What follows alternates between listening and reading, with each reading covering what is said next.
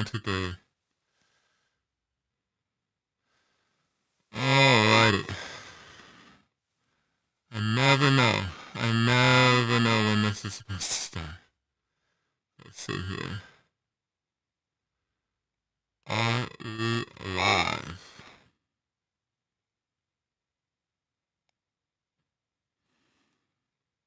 Well, may never know.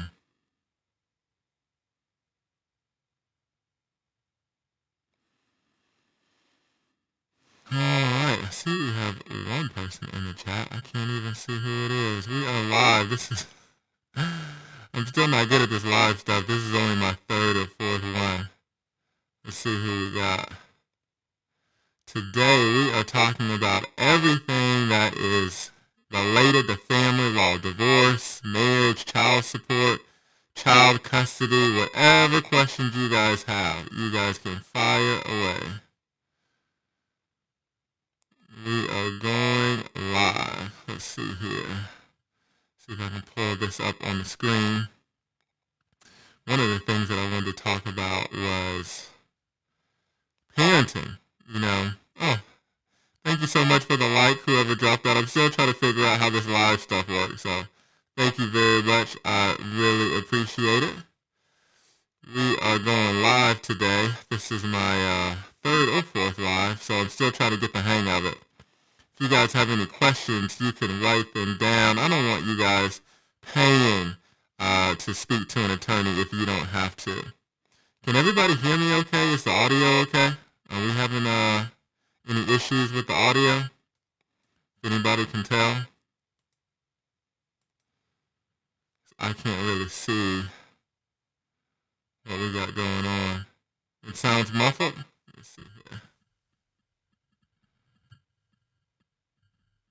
Sound isn't good, huh? I wonder what that is. Let me see. Is it any better now? Big John, thank you for chiming in. Ija, it sounds distorted. Why is that? Okay, give me 1 second, guys. We're gonna change it up. Give me 1 second.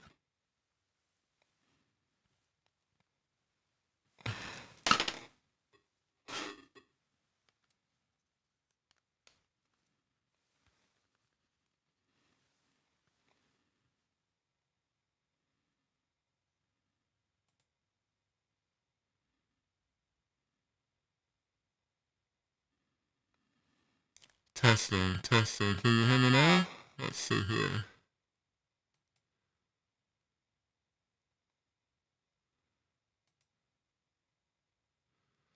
Alright, give me 1 second, guys.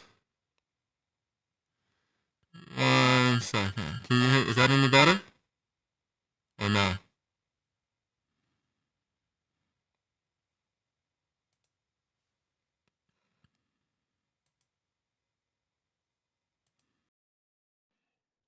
All right. Is this any better? Can you guys still hear me now? Thank you again, Big John. I appreciate that. Joe Bailey in the house. I sound like a robot. I don't know why that is. I did a collab today with O'Shea Jackson, and he told me that my sound was bad. How about now? Do I still sound bad now? Half a cyborg. Joey 420. Okay. I'm sorry about that, guys. I'm having audio issues. I don't really know what that's about. I hate using headphones. One day I'm going to figure this out. I don't know how to do this live stream stuff. I really don't know how these YouTubers do it. I guess because I'm old, right? I guess because I'm old. But we'll we'll figure it out somehow. So thank you guys. Big shout out to Big John Steele for helping me out with the audio. I really do appreciate it. I really do. I could never do this this live stream, guys, if you guys didn't participate. And Big John has been there since day one. Big John Steele. So a big shout out to Big John for always supporting the channel. I really appreciate you. Thank you guys so much. Thank you, thank you, thank you. Who do we got in here? I see some regulars. I see G Brown's in the house. Gregory's in the house. Jason King. E. Arriaga. Is that how you say that? All right. Joey 420. So thank you guys for showing up. Listen, what we're going to talk about is we're going to talk about everything, really anything you guys want. But of course, this is family law. I'm really dedicated to giving you guys some information. Now, again, this is information. This is it's not really legal advice. I'll put the little none of this is legal advice, but I don't want you going to spend $300, $500 to talk to some attorney if you can just ask me, right? If you can just get your answer here, then it's no problem. There's no reason to do that. Unfortunately, there's there's really no divorce attorneys on YouTube. There's no one to really get this information from. And so a lot of men, a lot of you will make mistakes in your life because you don't have the information. Whereas if you would have had this information, you wouldn't have made some of the decisions that you made. And so that's the point of this whole channel to give you the information so you can make informed decisions about your life. That's all I want to do. That's it. So if I can do that, and if I can help you guys make some good decisions, then I will have had a good day. All right. So let's see if we got any questions in the chat right now. Also, I want to talk a little bit about um, I want to talk a little bit about parenting. You know, so many things have come out recently with celebrities, and particularly their children, their sons. You know, you've got this big Kirk Franklin ordeal. I don't know if you know who Kirk Franklin is, but he's a big gospel singer, and he had a conversation with his son that's 33 years old, and his son recorded the conversation, and Kirk was extremely mad at him and was cussing at him, which looks very bad if you have a high position in the black community regarding the church, right? And the son put that audio out there, and really hurt Kirk's uh, rep,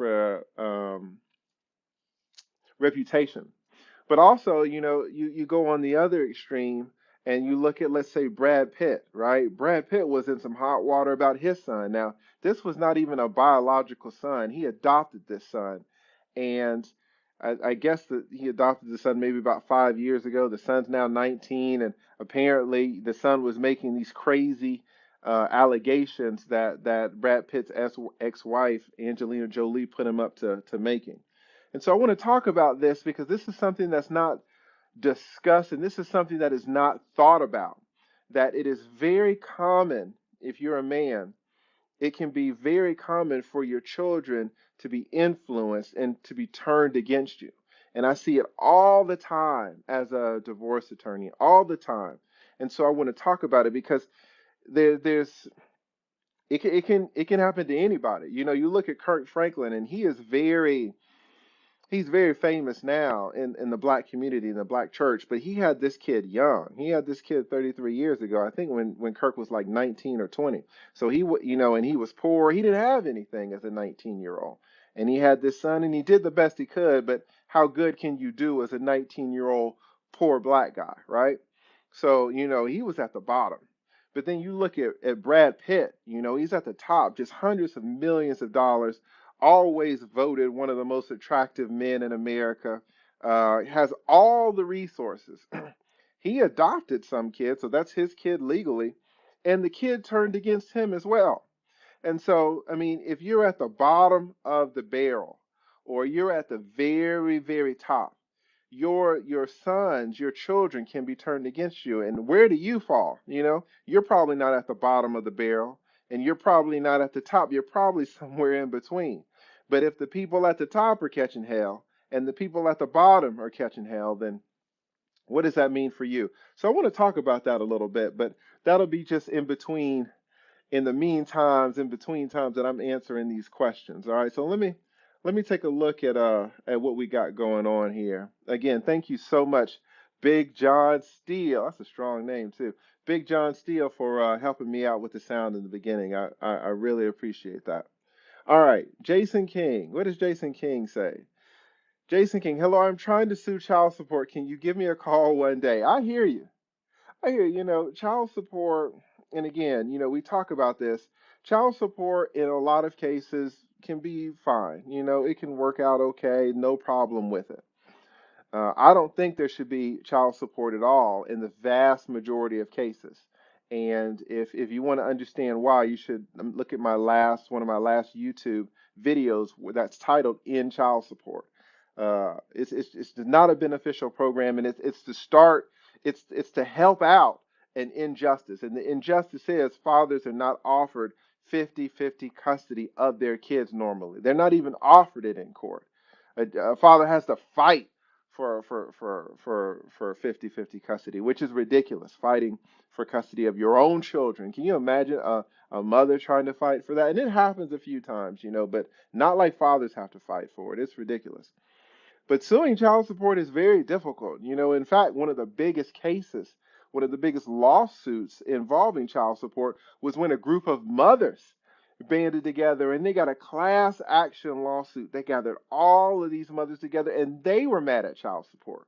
A lot of guys don't know this. You know, fathers can be extremely mad at child support, but mothers are often extremely mad at child support too. Child support catches it from both ends because they're not a good agency. They're just, there's so many problems with it. But at any rate, these mothers gathered together and they filed a class action lawsuit against child support, took it all the way to the Supreme Court, and they lost. And they were saying that child support, they weren't doing a good enough job. They weren't trying to get them their money. Their customer service was terrible. You know, just a litany of complaints that they had about child support enforcement, and they lost. So, Jason King, let me say, if a huge group of mothers, if a huge group of mothers can't even successfully uh, win a case against child support, I don't know. I don't know how you would fare. But at any rate, again, big shout out to Big John Steele for helping me out. My man, Joey 420, Andre, thank you. I didn't know you were half cyborg. Thank you for showing up. Really appreciate it. Really appreciate it. Black Star Sports TV 2. All right. My son's mom won't let me speak to my son. How can I get visitation? I'm in another state than my son resides. This is a great question. And this, you know, this is going to depend a little bit. But let's start at the beginning. My son's mom won't let me speak to my son. Now, there are some questions that I would have about this situation. Are you married to the mother? I would it would seem not, but a lot of times there are parties that are separated, right? They won't get married because they can't afford to file for divorce. They can't afford the attorney's fees. So even though they'll be married, they'll just split up, right? And so if that's your situation, then you would handle it one way. What if you were never married to the mom? If you were never married to the mom, then this could be your biological son, but it might not be your legal son. You might need to file a petition for paternity. If it's not your legal son, what you really need to do, first of all, is to file, and you weren't married to the mom, you need to file to get a DNA test. That's the number one thing. Even if you're 99% sure, because you can't be 100% sure if you don't have that test. Even if you're married to the mom, you can never be 100% sure. Even, you know, in fact, if you look at these DNA tests, even they'll say, you know, you're 99.9% the father, or you're 99.9% not the father. Even they won't say 100%. So if they're looking at your blood, if they're looking at your genes, and they can't even say for sure, then it would be very difficult for you to eyeball it for 100%. But so the first thing, depending on your situation, you might need a DNA test. If you've got the DNA test and you've got a court order saying that it's your child, or you might have a court order saying that you're allowed visitation, then you can file a complaint. It's a specific type of complaint called a motion for contempt. It might go by other names in some jurisdictions, but basically you're telling the court that your ex is not abiding by the court order. But again, this is a tough situation because I don't know if you guys were married and divorced. I don't know if you were married at all. I don't know if there's been a petition for legitimation. I don't know if there's a court order granting you visitation. There's a lot of things that I don't know about this question, but it's a great question. E. Arriaga, thank you so much. Thank you so much for helping me out about the sound. Almighty Mal. All right, we got Almighty in the house. Thank you for showing up. Really appreciate it. Joey, okay, now we're talking the stimmies.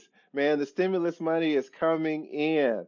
Businesses are booming. They are booming about these stimulus checks. Okay, how are you doing today? I'm doing well, Joey. Thank you so much for showing up. I'm doing well. What's going on with the paper checks? Yeah, well, they say they're sending them out. I've had a lot of people on the show. I've had a lot of messages from people saying that they have received their stimulus through the direct deposits. I haven't heard anybody receiving the paper checks though. I think I got a comment actually today from a guy who said that he just got a paper check. I would need to check, but apparently they're in the mail.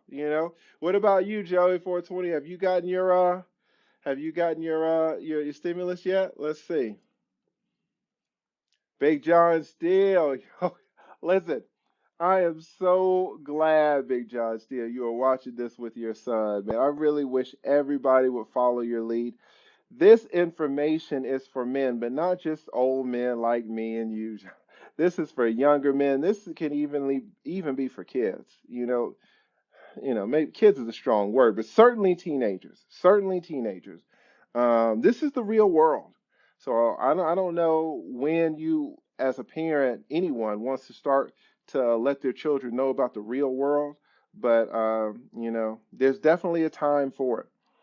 And a lot of men are out here having their lives ruined because they don't have this information. I had a lady, I had a lady comment on one of my videos, and she wasn't commenting to me. Another subscriber had commented to her, and they were going back and forth, arguing a little bit. And the woman said something, something, something, and then she ended it by saying, my son will never be a deadbeat dad, right?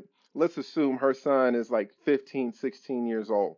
And that just it's such an enlightening comment, right? For a woman to say, my son will never be a deadbeat dad. Because what does it mean to be a deadbeat dad? Does it mean just not paying your child support? She has no idea. She has no idea if her son is going to be 33 years old and have a good job and then is going to get laid off. And now that he's laid off, guess what? He can't afford the child support, right?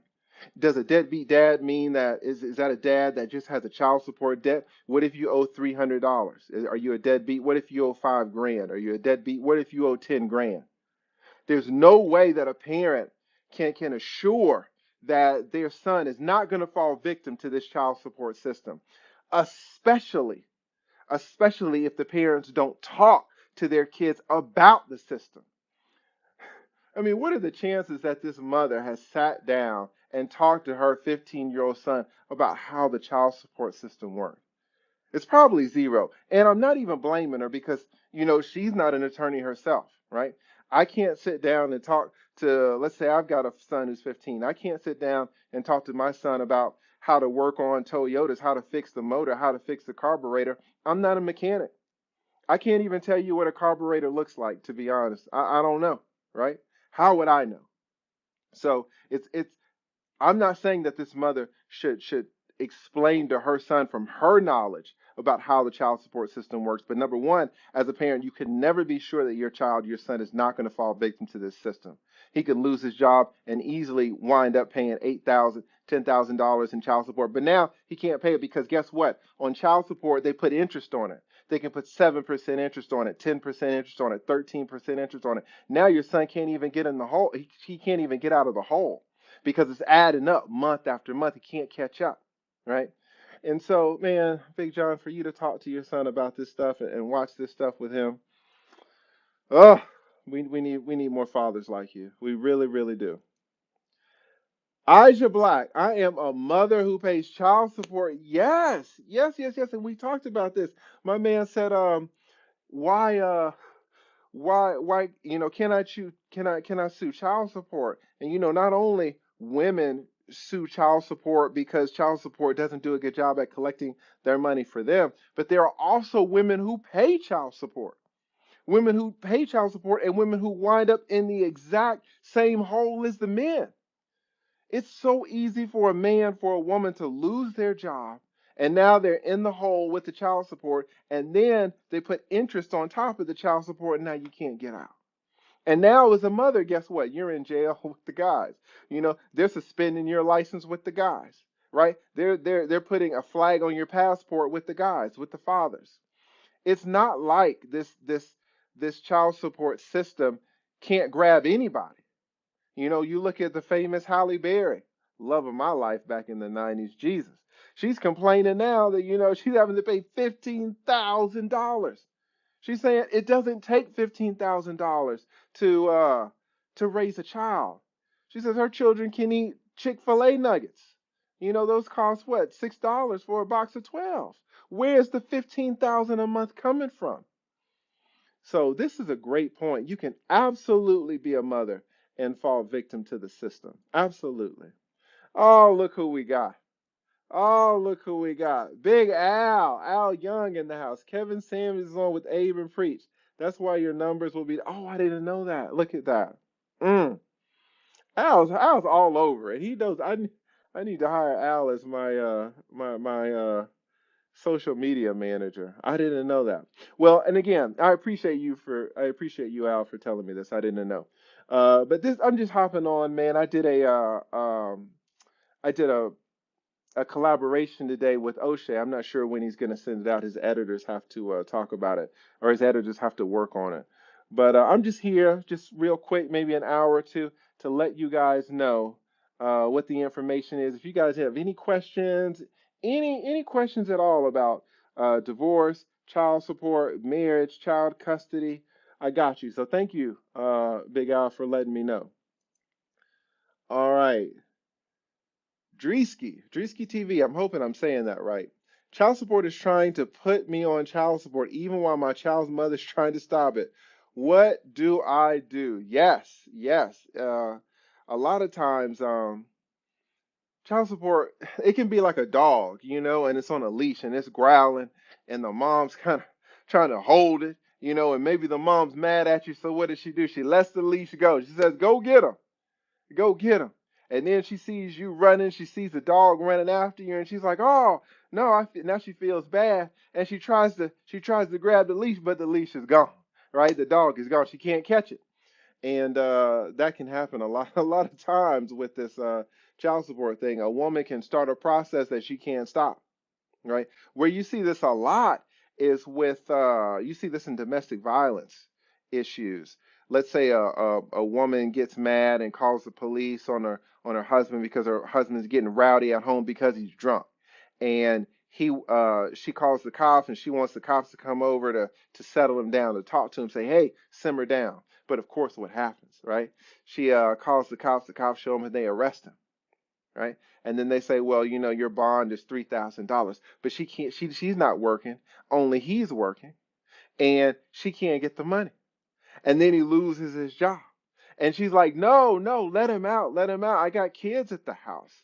We need him at home. We need him working."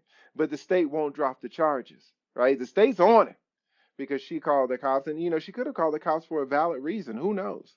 But the point is, you can start a process, you can start a procedure that you might not be in a position to stop. So, Drewski, if she can't stop it, there ain't nothing that you can do. The only thing maybe that you can do is talk to her and convince her to go up there. Tell her, don't try to stop the child support officers by telephone. Don't send them an email. Don't call that 1-800 number. You go over to your child's mother's house and you pick her up and you take her to the child support office, and both of you guys go in there, because a lot of times what will happen is, Drisky, is that you'll call your ex and you'll say, "Man, child support is on me. Are you going to get them off?" And she's like, "Yeah, yeah, I'm doing everything I can. I've called them. I got letters and this and that."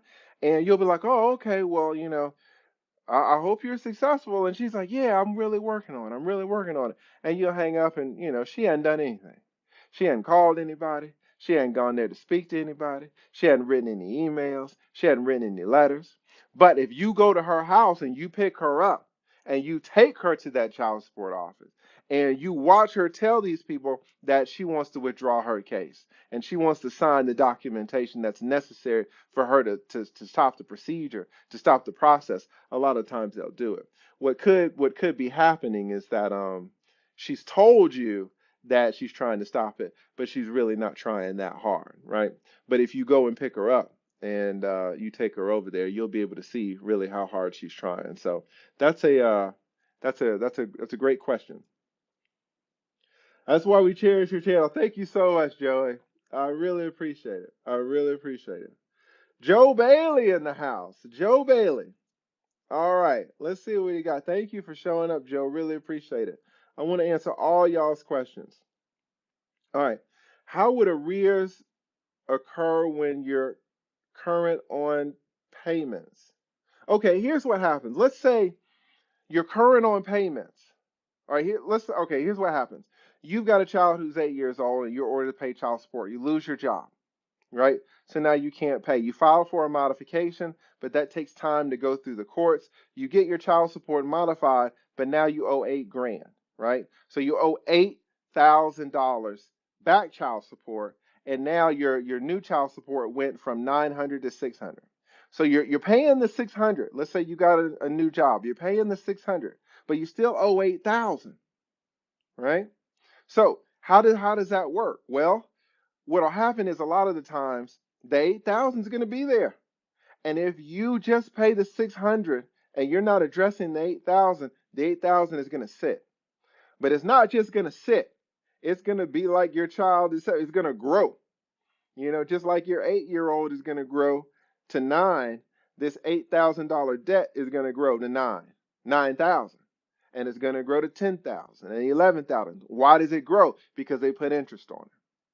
They put interest on it. So what you really need to do is try to attack this back child support aggressively and try to pay it off as fast as you can, because it will put you in a hole that you can't escape. And they'll lock you up for it. They absolutely will lock you up for it. They will suspend your license for it. They will garnish your tax refunds. We've been talking about it for the last 2 months, 3 months, 6 months. They'll garnish your stimulus. They'll take all your stimulus rounds for this $8,000, right? So what you want to do is pay your current amount, pay the 600, pay it, but then any extra money you can, put it on the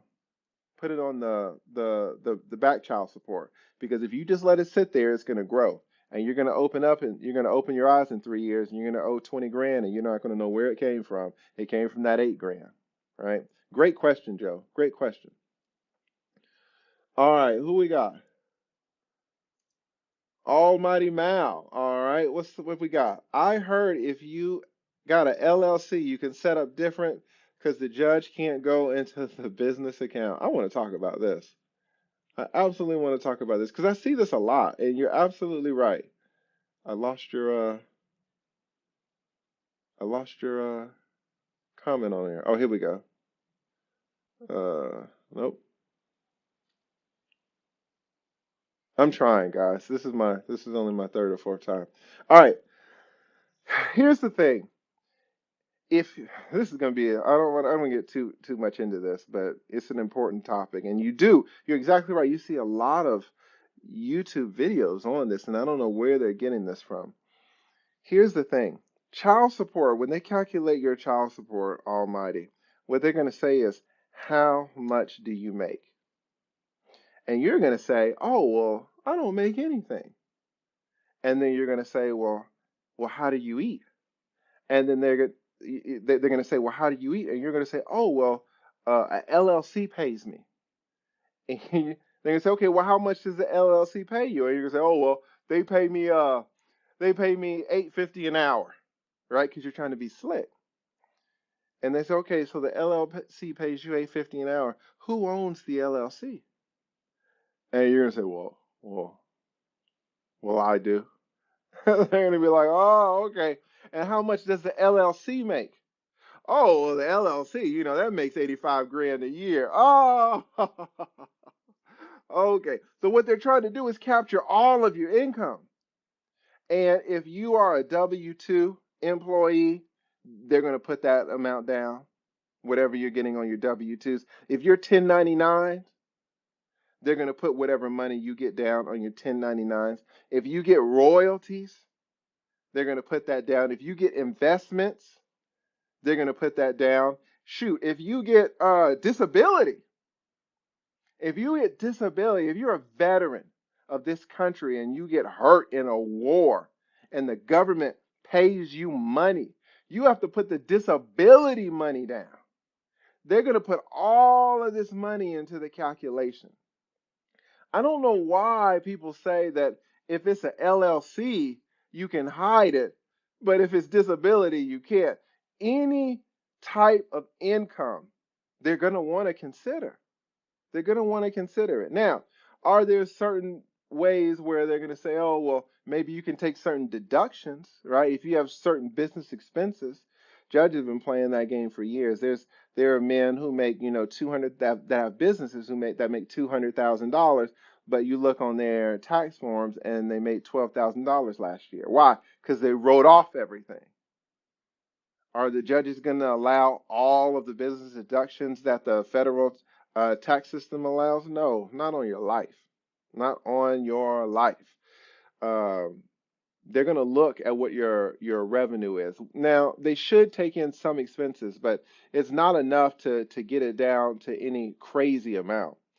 These judges know what the system is, and they really they're going to go after you. So that's a great question, but it doesn't really work like you see it on the on some of these YouTube videos. All right. Oh man. King of Spades. Listen, King of Spades. I want to shout you out so bad. The problem is my audio's all jacked up. I don't know what it is, so the sounds that I make, I can't play them for you. I really wish I would. Man, big shout out to King of Spades. Always supporting the channel, always coming in.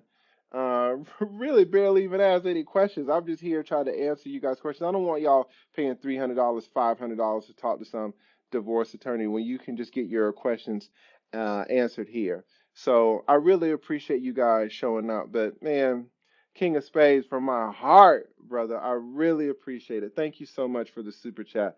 I wish I had my little bells and whistles, but something's going wrong. They're not working. So, but anyway, thank you so much for that. Really, really appreciate that. All right. Where were we here? Where were we here? All right. Aisha, can a parent ask for back child support after winning residential parenting in 2017? After winning residential parenting. I don't know what residential parenting means. Are you meaning that you won physical custody so your children are living with you at your residence? Is that what you're talking about? Here's the thing, and I just kind of wanted to understand your question, but it's a simple answer regardless. Parenting time and back child support are two separate issues. They're not even related. If you owe back child support, you owe it. And it doesn't matter if now you've got your kids, now you don't have your kids. It doesn't matter, guys, if your kids are 40 years old. I have got men, look at the video, look at the comments on these videos. Some of these men are 50 years old, 60 years old, still on still paying back child support. Their kids are grown. So the current child support is stopped. The current is stopped. But the back child support, not only is it still there, but it has grown over the years because of all of this interest. And so whether you have custody or not of your kids, that doesn't matter. Whether your kids are 8 years old or 18 years old or 38 years old, it doesn't matter. Back child support exists separately from anything else, and it's growing. So, can a parent ask for back child support after winning custody? Absolutely. Absolutely. If there's a back child support arrearage, if it exists. Now, it can't be that uh, let's say I have an 8-year-old and that's been living with my ex-wife for 5 years, and so now I get custody, and now I want some back child support from when the child was with her or something like that. It doesn't work that way. But if you are owed back child support from a court order, you can absolutely get it regardless of who has custody of the kids. So that's a great question. Great question. All right. Man, I'm gonna mess this name up, and I really don't want to. La. All right, I'm just gonna call you Malebana. All right, I can't say your name. I'm so sorry about that. I'm so sorry about that. How do I get a one-on-one consultation with you? That's a great question, and it's easy to set that up. And all you need to do is just go to the lead attorney and just go to YouTube. Just go to my YouTube channel, the lead attorney. Click on any one of my videos and click down in the description box. If you click on any one of my videos and click on the description box, you'll see a link to set up a one-on-one consultation with me. And I do them cheap, guys. I do not charge this in my regular life. I promise you, it's much more expensive. But just on YouTube, talking to people, I just do that cheap because I really want to help you guys. I really want to help you. In fact, I have the reason the topic for this, why I want to talk about parenting and sons, is that I just had a consultation with a strong man. He's a strong man, and he makes great money, super successful, and he's thinking about having a child. He's got a new girl, and they're thinking about formalizing things, and she wants a child, and he's thinking about it. And he got a consultation with me. It's a little 30-minute consultation that lasted a little bit longer than that, but I could have talked to this man forever about the pros and cons of having children. And so what I wanted to talk about was something that we didn't address in his consult. So you could absolutely get a consult with me. This for 30 minutes. I think it's like $75 or something cheap like that. So just go to my YouTube channel in my videos and just click on the description box and you'll see it in there. You just click the link and set that up. So thank you so much, Malebana. I really appreciate that. All right, who else we got? We got Daniel. What does Daniel say? I pay child support and don't know my son or have met my son. Can't find her to get a divorce. What should I do? This is a great question. This is a great question. Let's assume that the mother has moved to France with the child. How do you find somebody in France? It's really it's terrible. Now let me ask you this. You say you pay child support and you're married, because if you can't find her to get a divorce, and that means you're married, right? How is it that you're paying child support? Are you sending her the money, or have you guys been separated and child support enforcement is taking the money out? That's a good question. Now, in most states, there is a way to divorce a person if you don't know where they are. And it usually involves putting a notice in the paper. So it could be called a divorce by publication, let's say. And you would put a notice in the paper, and if she saw it or if she didn't see it, it doesn't matter. You will be able to get a divorce even if she didn't get actual notice of the divorce process, because it's not like you can never get a divorce from a person even if you don't know where they are. But I would like to know, how are you paying? Is child support taking it out of your check, or are you willingly paying for it? That's a good question. So yes, that I guess the answer would depend. I think I need a little bit more facts on that one. All right, Gregory, tell the truth. I'm trying. I am trying. All right, Joey. Just like my ex, she did it to me. I'm still trying to mend the relationship between my children and me. Yes, yes. This is what I'm talking about, guys.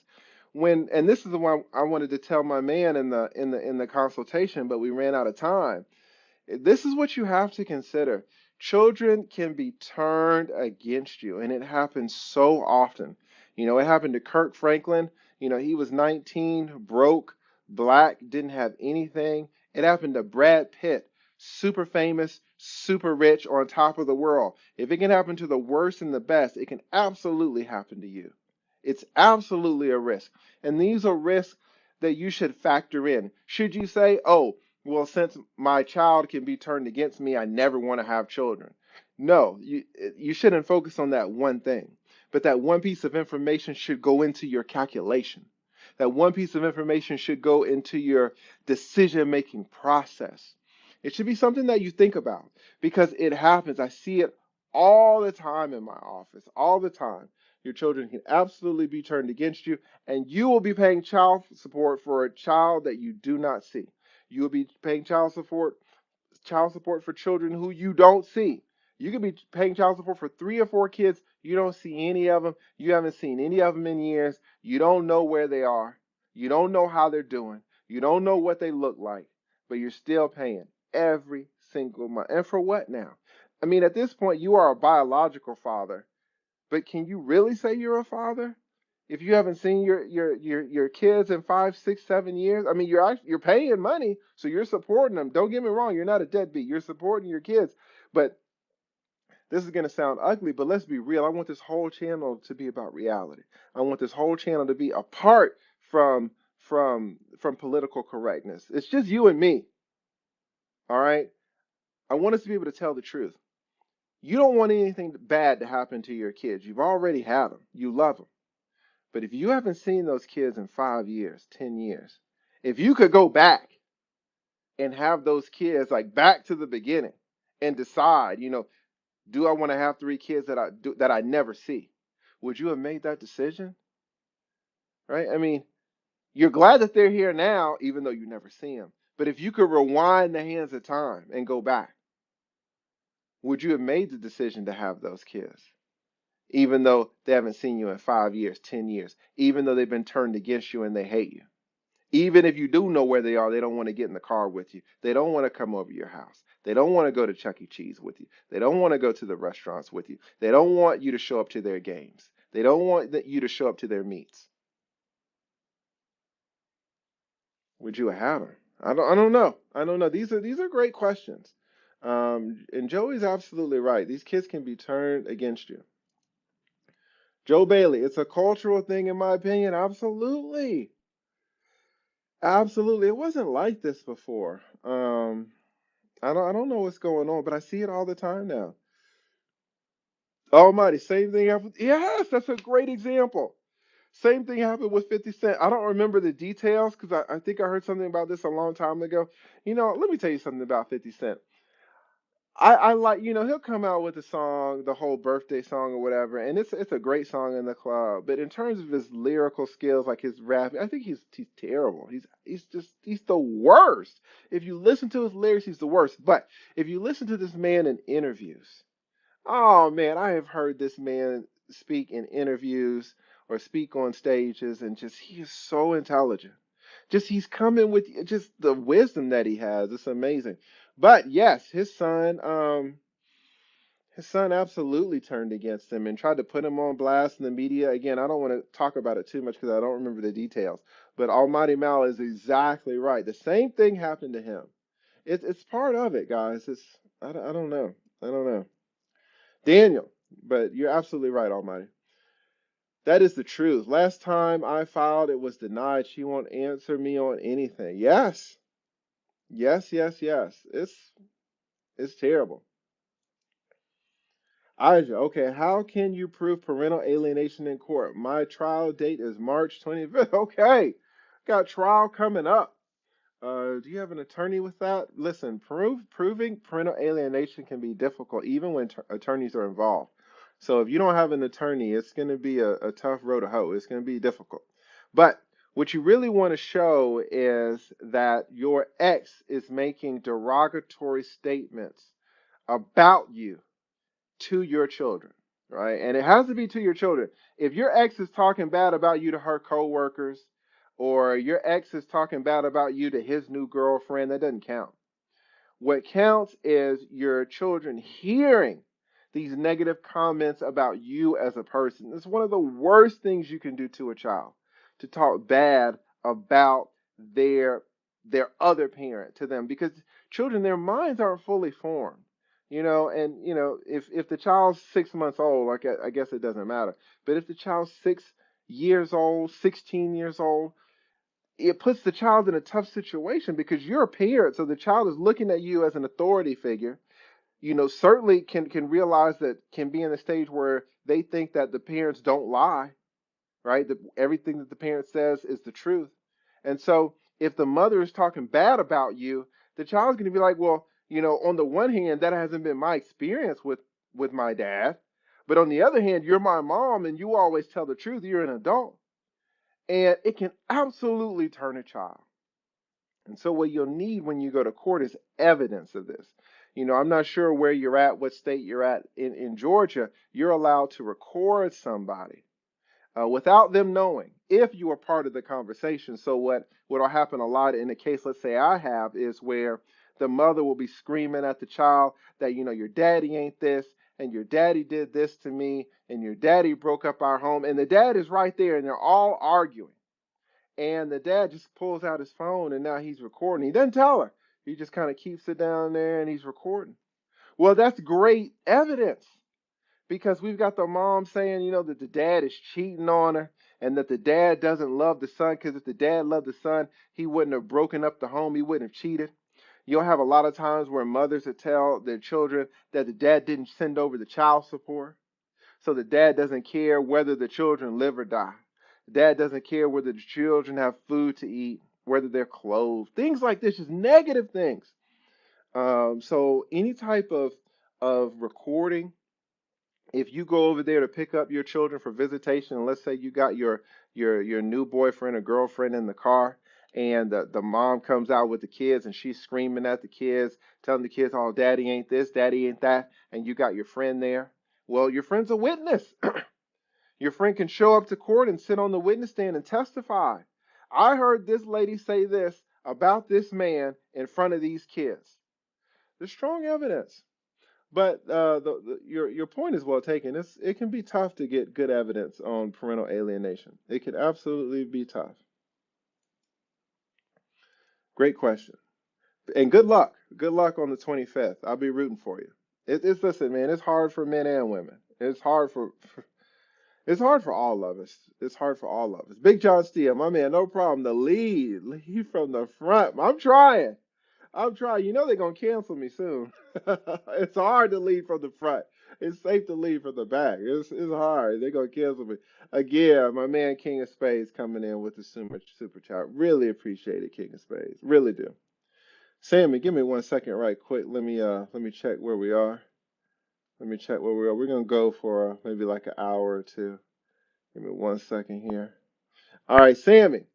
Would you advise getting a prenup for a medical student about to graduate next year? Would I advise it?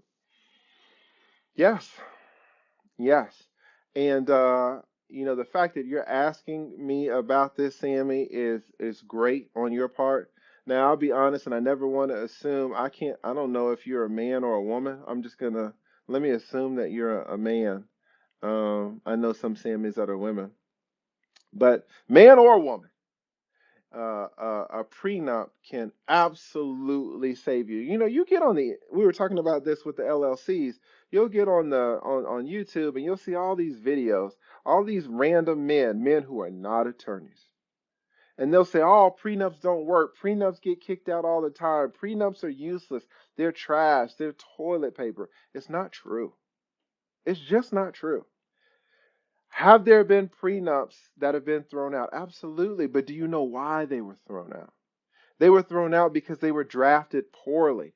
So many of these prenups aren't even drafted by attorneys. A husband and a wife, they'll just sit down and they'll try to draft their own prenup. A prenup is a legal contract. Of course it's going to get thrown out. You don't know what goes in it. You're putting stuff in it that doesn't go in it, and you're leaving stuff out that should go in it. Of course it's going to get thrown out. It's so easy to draft a proper prenup if you know what goes in it and if you know what doesn't go in it. An attorney will absolutely know. And the cost is very minimal, and it could save you everything. I did a collaboration with O'Shea Duke Jackson today, and we were talking about the Derrick Jackson situation. All those Jacksons stick together. And this man, because he's in Atlanta, Derrick Jackson's in Atlanta, and I practice in Atlanta. If his wife files for divorce against him, a judge is going to be assigned to the case, and I have practiced in front of those same judges for almost 20 years. So we talked all about, what could happen in his case. He's going to post that video in a day or two. His editors are working on it, so check it out if you can. But if he would have had a prenup, it would have saved him from all of this. It would have saved him from everything. And Sammy's asking such a great question, guys, because you'll be like, well, I'm just a student. I don't have anything. Why would I have a prenup? Well, I don't have anything. But you can put in prenups the things that you anticipate. What's going to happen if you have money? What's going to happen if you purchase this in your name? What's going to happen if your ex or your wife, not ex, she might be your ex coming up, but if what happens if your wife, your fiance, purchase things in her name? How you can lay out, you can establish how you're going to keep the things separated, and you can also lay out what's going to be together. So many people think prenups are, oh, I get everything and you get nothing. It's not the case. Prenup is saying, listen, we want to be fair about this. This stuff over here, if I buy it in a certain way with some of my money and this and that, I want this to be separate. But also, I want this over here. I want this to be your stuff. This is gonna be mine. This is gonna be yours. But also, this stuff over here is gonna be our stuff. It's going to be our stuff, and we're going to split it 50-50 right down the middle. We're going to be fair about it. A prenup addresses all of that. All of that. There's no good reason not to get a prenup. Do not believe these people on YouTube, none of whom are attorneys, none of whom have stepped into a courtroom and practiced one day. They've not represented one person in their entire life, and they're making videos and making comments about how prenups don't work. Don't believe them, Sammy. Don't believe them. Great question. E. Arriaga. Oh, I skipped one. Wait. Joe Bailey. Okay. Think black folks old school believe in the fact and what the Bible says about spare the rod, spoil the child. Yes. I mean, I grew up, I love I think my mother is the most important person in my life.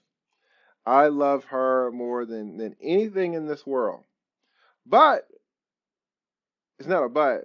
It could be an and, right? And when I acted up as a kid, I got spanked, right? And today, now this was, early 80s. Today, those same spankings would probably land my mother in jail, right? Because they leave bruises. In Georgia, in some states, I don't know, maybe you're not allowed to, it's called corporal punishment. You're not allowed to corporal punish your child. In Georgia, you can corporal punishment is allowed. But at the same time, you can't leave any marks on your child, right? And that's not the way that black folks back in the day used to do it, right? You would definitely have marks because you needed to learn. But now you can get put in jail for it. You could certainly not get the custody you're fighting. If you're getting divorced and you're trying to get that 50-50 custody, and the mom says, oh, you spanked little Johnny and you leave bruises on him, right? You leave little marks on him, you can forget it. You can forget it. And that's if you're black. Imagine if you're white and it shows up clearly on the skin, not in terms of racism, but just the skin tone. You hit me, you're gonna see one type of bruise, but you hit a little white kid, it's a totally different type of bruise. It's gonna look like you tried to murder that child.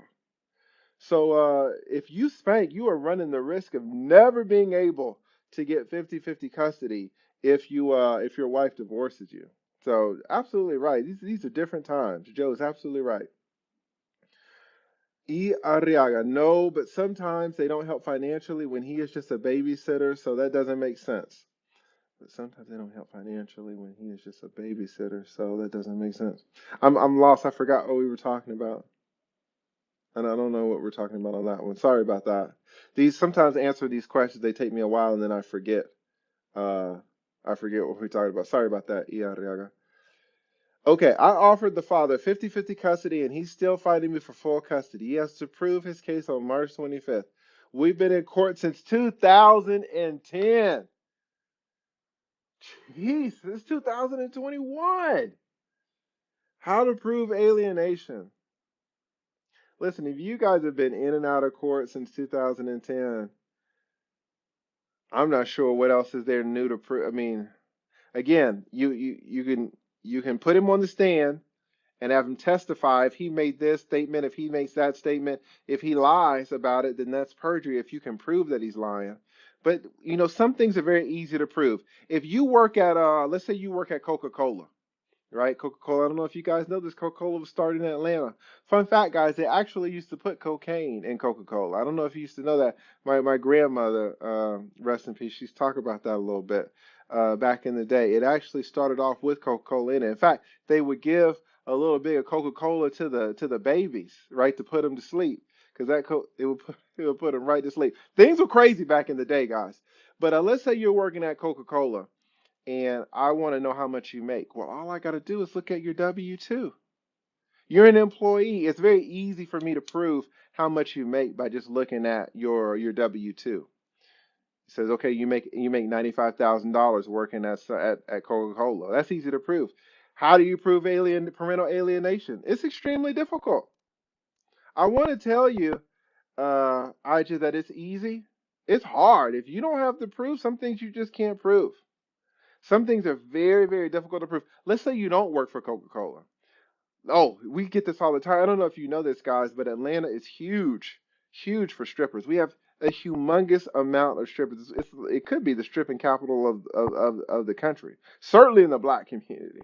There's no city hotter in Atlanta, in the country for strippers. I get cases all the time where a father wants to fight for custody, and I say, well, okay, what does the mother do? Well, she strips. Say, okay, how much does she make? 4,000 a month. So what's that? 16,000? No, 4,000 a week. So she's stripping. She makes 4,000 a week, so it's 16,000 a month. How are we going to prove it? Right? 16,000 a month for these strippers down here, these 24-year-olds, these 26-year-old women. It's nothing. You can get it. You can get 16,000 a month. I mean, you work Thursday, Friday, and Saturdays. You can get it. Do a little party here, a little event there. I mean, you're making more than 16 grand a month. How do we prove it? I say, okay, give me all of your bank statements. And her bank statements just show, a little deposit here, a little deposit there. She's keeping it all in cash. You gotta try to do these investigations to prove how much the stripper makes, but the executive or the middle manager at Coca-Cola, it's so easy to prove. So that's what you're asking, AJ. How do you prove parental alienation? Some things are easy to prove, some things are hard. Parental alienation is hard to prove. If the children are old enough to testify, a 6-year-old, there's no way a judge is going to have a 6-year-old testify. But if your child is 16, the judge will listen to him, right? And if you have a 16-year-old and a 6-year-old, the 16-year-old can testify to what the father was saying to the 6-year-old. So hopefully your kids are, as well as getting recordings and have witnesses, your kids, if they're old enough, can also be witnesses. So that's a great question. Daniel, we are married. Ah, Daniel, I forgot your question. This was the one about the are you paying child support? I think what I wanted to know was, are they taking out of your check or are you willingly paying it? Like, how are you paying this child support? Uh, that's a good question. Almighty, I'm getting a workers' compensation settlement. I want to put a part aside from my future kids when they turn 18. How can I protect it from the system? Great question. And I'm sorry about the workers. I mean, I'm great. I'm glad that you're getting the settlement. I'm sorry about the accident. How can you set it aside?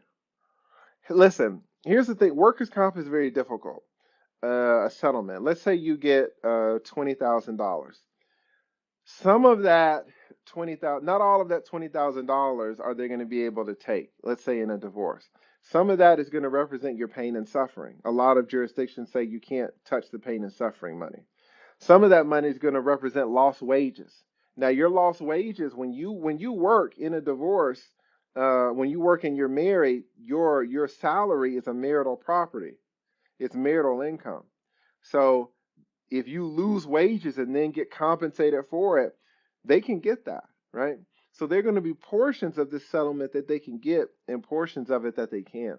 Honestly, though, what I would do, and this isn't financial advice, I'm not a financial advisor, but sometimes people want to take money and put it into a trust or something, and the money just kind of sits there. But if they would have invested that money into the stock market just themselves, if they have the financial discipline to do it, to not spend the money, they would get far better returns than just putting the money in some trust. And you have to think about it when you open up a trust, for example. I know you didn't say this, but I hear this sometimes.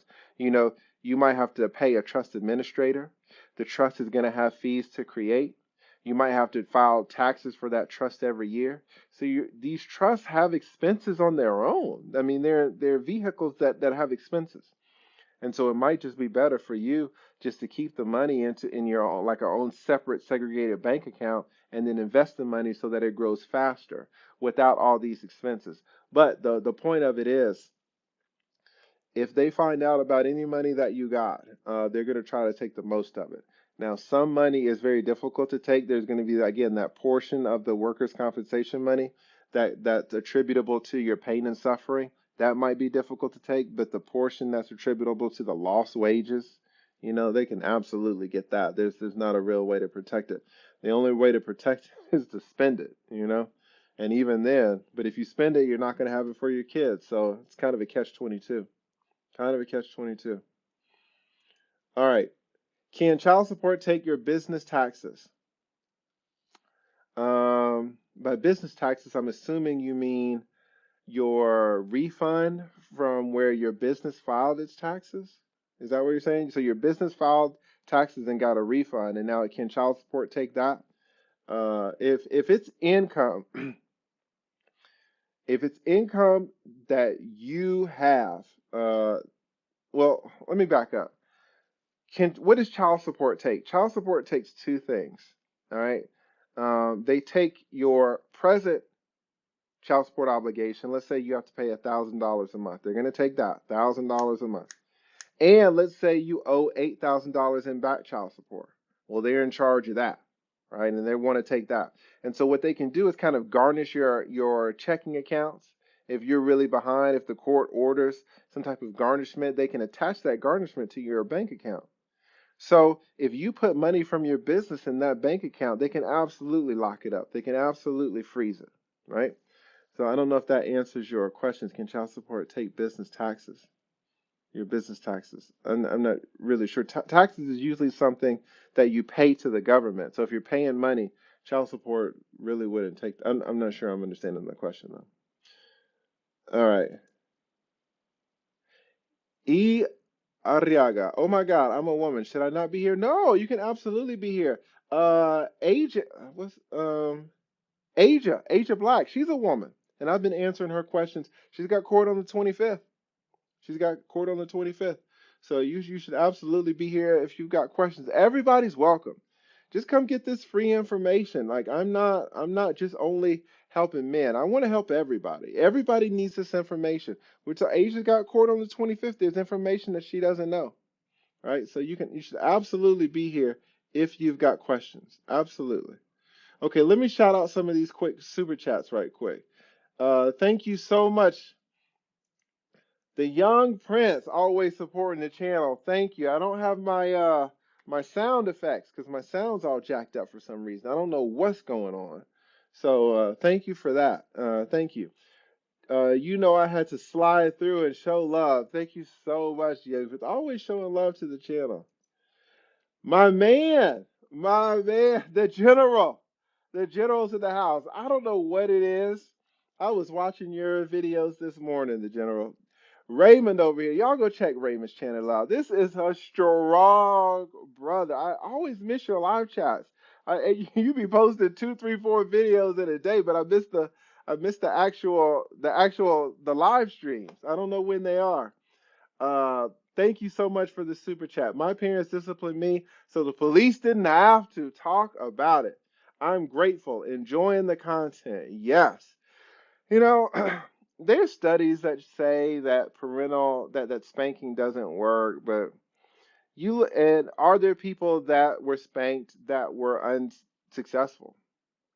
Absolutely. But there are also people that were spanked that were hugely successful, especially growing up back in the day. So I don't know if it works or not. I don't know. But the sentiment that the general is explaining today, I mean, his parents got on him so the police didn't have to. That's exactly right. That's exactly right. Raymond, put down when are your live streams, man. I try to catch it. Guys, this man, he's a young man and he's got so much wisdom. I'm not his channel is dedicated. His audience is for people who are in the Air Force and people who are interested in joining the military. You know, joining the military is a big step. And people who join, before they join, of course, they got a lot of questions. You don't really know how it's going to go, so you want to talk to somebody who's in it, right? Really, I want my channel to be like his. I want my channel to be for people who have questions about child support, questions about divorce, questions about custody before they get in it, before they start making huge decisions. Talk to somebody who's been doing it. Talk to somebody who's been in these trenches, not Raymond trenches, but just, divorce court trenches for 20 years. This is where you can get this information. He's got the same type of channel. He's been doing it. Ton of subscribers. Y'all go check him out. He's got me watching this. I'm too much of a wuss to join the military. I still watch his videos. I was watching them today. So just a great content. Thank you so much for the super chat. I really appreciate it. Asia coming in. Thank you so much. I feel bad I don't have I don't have my sound effects. Thank you so much. Peer character holding his belly, laughing out loud. Peer character. Man, I feel like I'm showing my age. I don't know what we're talking about. Is this like a cartoon or something? I don't know. I'm old, Asia. I don't know what we're talking about. But thank you so much for the super chat. Asia, the woman in here, a woman. Guys, listen, I'm trying to help everybody. I get listen, I get comments in my videos saying, "Oh, this channel is geared for men," which is true. Which is true. But then they'll say, you hate women. You don't help women. That's totally false. And I'll tell you a little secret. You want to hear a secret? I'll tell you a little secret. I represent more women than men, right? This is just YouTube, guys. I'm a real person, right? I'm a real attorney. I've been practicing family law for 20 years. I have, I'm real, okay? And I have more women clients than men, right? Why is it that I have a YouTube channel that doesn't help women? Because most of the time they don't need the help. I'm trying to help the people that need the help, right? But if you're a man, come to my channel. But if you're a woman like Asia and you need help, come. Come. If you need help, I'm here. I'm here. I'm not charging you anything. If you want to be like Asia and slide me a super chat, I'm super appreciative. I really am. But again, that's not the motive. The motive of this is just to help you guys out. So I'm super appreciative that you're here, Asia. Thank you so much for representing women. I want to help any way that I can, and I just really appreciate the super chat again. Thank you so much. I really appreciate it. Thank you, thank you, thank you. All right, Travis. Travis here with the super. Every time I want to hit the DJ horn. Thank you so much, Travis, for the super chat. Let me put you on screen here. Thank you. What's he say? He says, if DHS refused to modify my payments after I start making less, and then I go into arrears, can I hire an attorney to get me credit or a refund for the amount that's paid in arrears? Not my fault. Great question. Great question. The short answer is no, but let me take some time to explain it. Again, thank you so much, Travis, for the super chat. If DHS, and this is usually the department that handles the child support, guys, if they refuse to modify my payments after I started making less, then I go into arrears, and this is what happens. So I'm working at Coca-Cola, and I'm making 90,000 a year, right? And then I get laid off or I get fired. And this can lead into a whole nother situation, but let me just answer the question. Let me stay on topic. Um, I get laid off, and so it takes me. I'm looking for a job, but I can't find one. So I call DHS and I say, modify my payments. And they say, oh, yeah, we're right on it. And they just sit on it. And so another month passes. I see that I got this debt.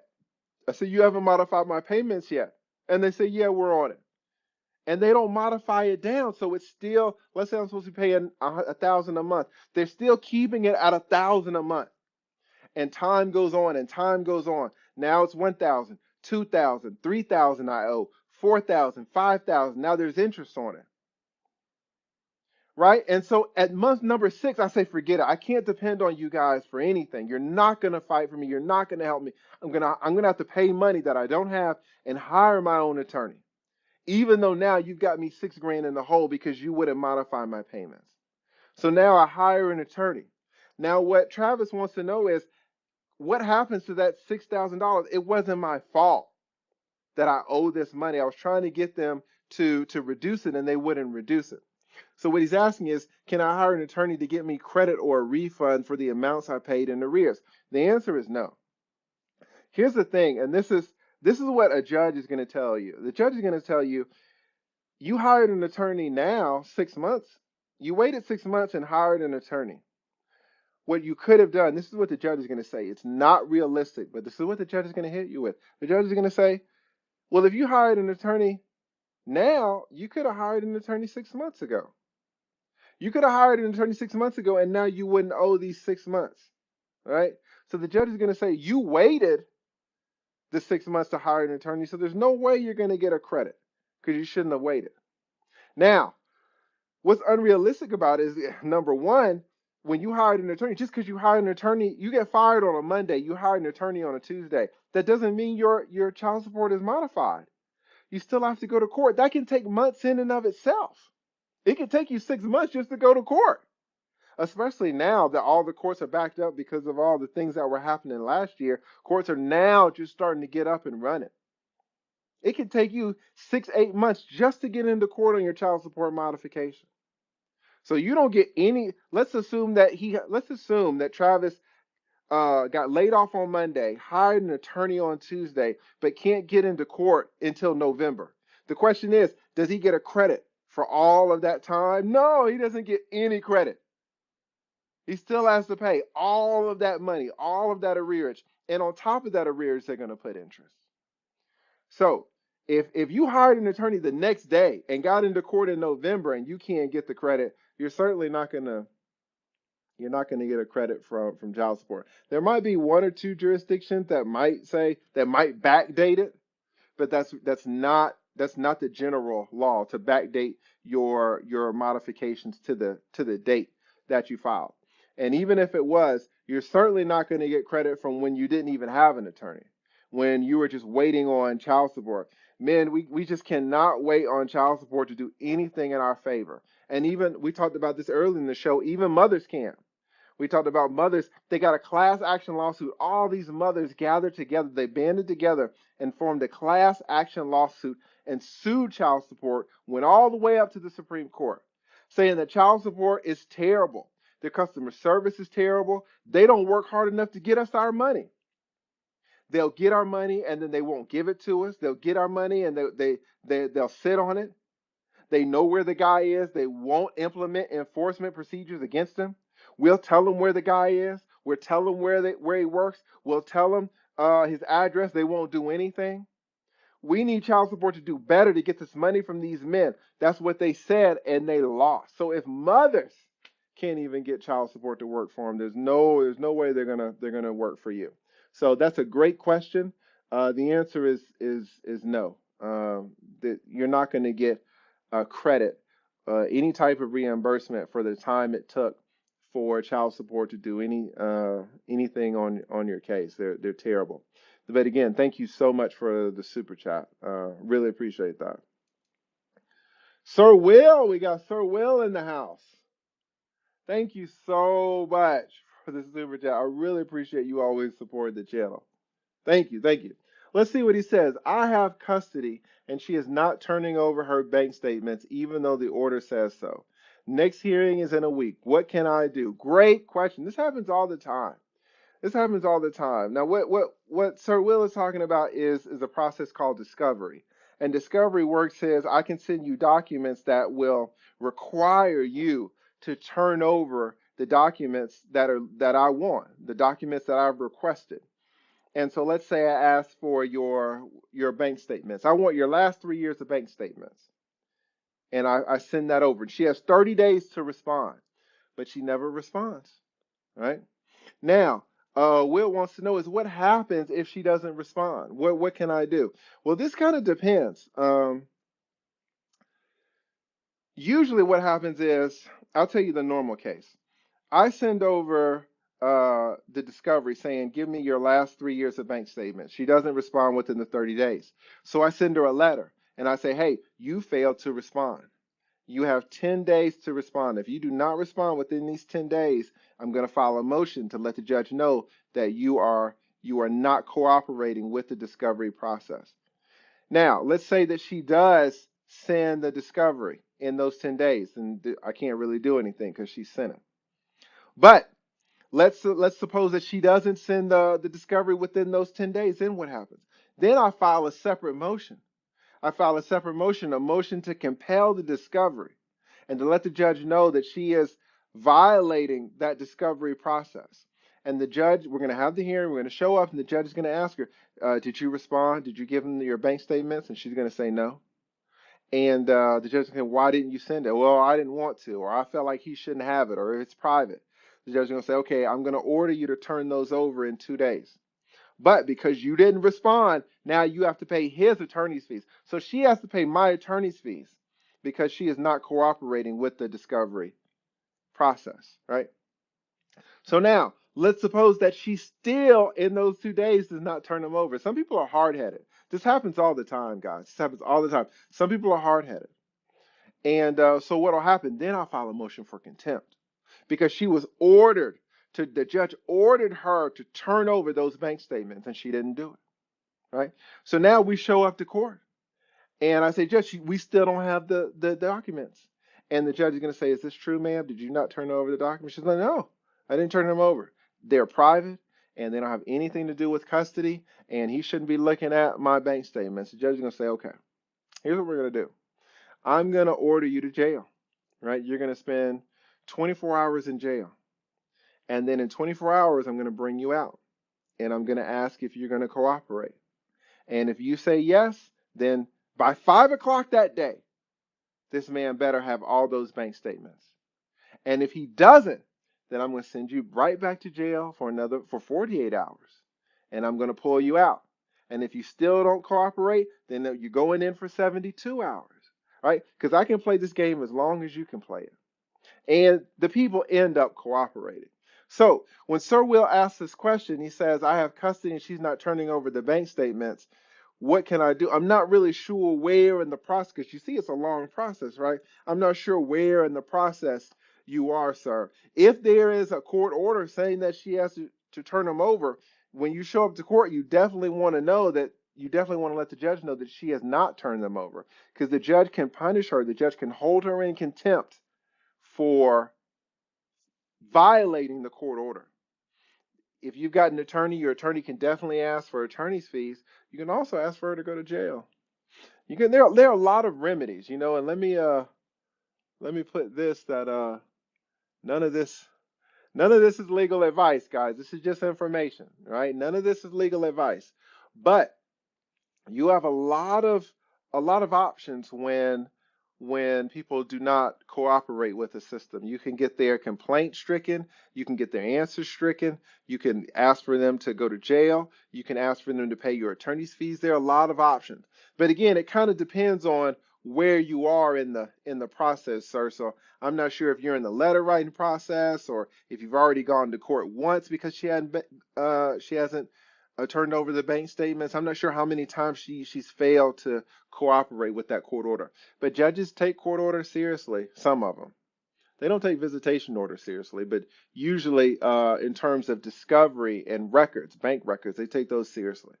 So that's a great question. And thank you so much again, so well, for the super chat. I hope I answered your question. If I didn't, ask a follow-up one. All right. Aja, again, Aja, thank you so much. I hope I'm pronouncing your name right. It's a beautiful name. She says, "Thank you again. Uh, thank you so much for the super chat." She says, "I'm super grateful to you, sir. Your YouTube channel is extremely helpful. Yes, I am here for the women. Thank you. Yes, man. I really wish I had my sound effects. Thank you so much for being here, for representing the women. Again, I catch flack for helping men out, and people say that I don't represent. I don't help women out, and it's just not true. It's just not true. If you look at my comments, I respond to just as many comments for women as I do for men. And well, there are less comments from women, I guess, but I don't discriminate between men and women. And in my real life, because again, this is just YouTube, guys. This is just YouTube. In my real life, I represent, I happen to represent more women than men, right? Which is why I'm on here spending my time on the Sunday to help you guys out. Because I figure, listen, if I can help you guys out on Sunday, then maybe on Monday I will not see you in court on the witness stand crying. You guys are in tears as you get crushed up. And the only reason you're in tears is because there was information that you did not know. Having said that, there are also women in tears. I mean, the whole this it's the system. The system will crush both men and women. Does it crush more men? Yes, but there are women who will also need help. So I really appreciate your support, and I really appreciate your super chat and your kind words, Aja. I really, really do. Thank you so much. Thank you, Jesse.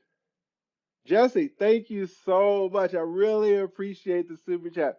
Thank you for supporting the channel. Esquivel. I took Spanish. I know a little bit. Yo sé un poco de español, o sea, un poco. No entiendo todo, ¿verdad? Pero un poco sí, yo sí me defiendo. Where are you from, Jesse? ¿De dónde eres? I know that, right? Okay, so thank you so much for the super chat. Um, Now we're really getting into the El Plebe. God,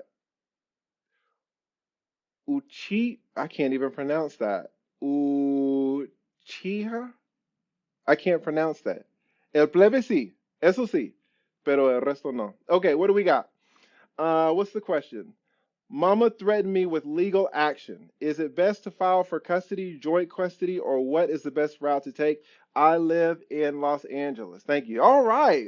This is a full, giving me great, this is a great structured question, but also letting me know where he lives, which is really good too.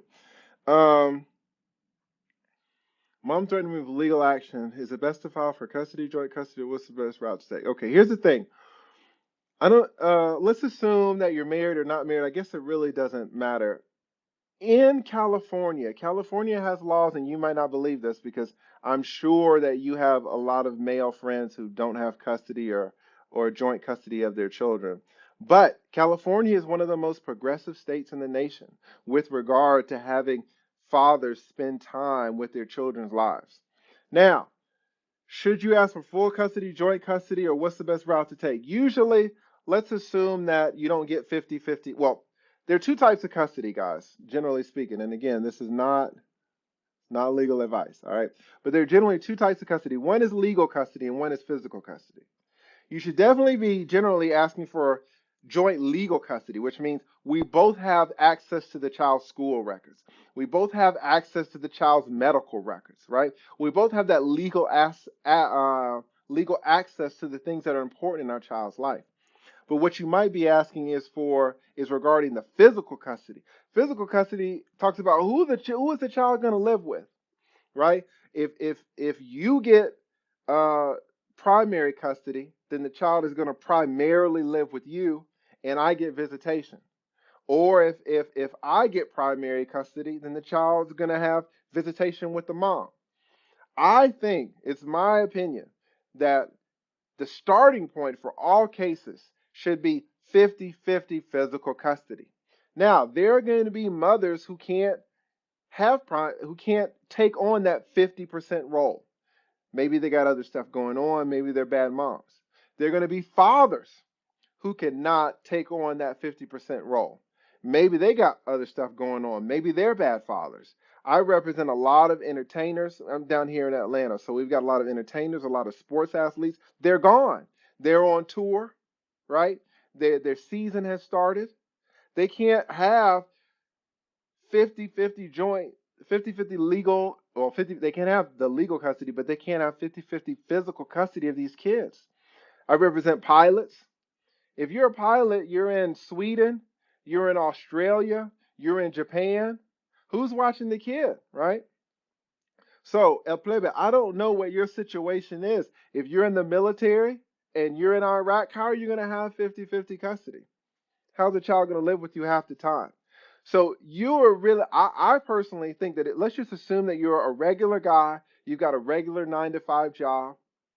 I absolutely think in the normal case, you should fight for 50-50 physical custody of your child. Now, but let me be real here because I've seen so much. I want to be honest too.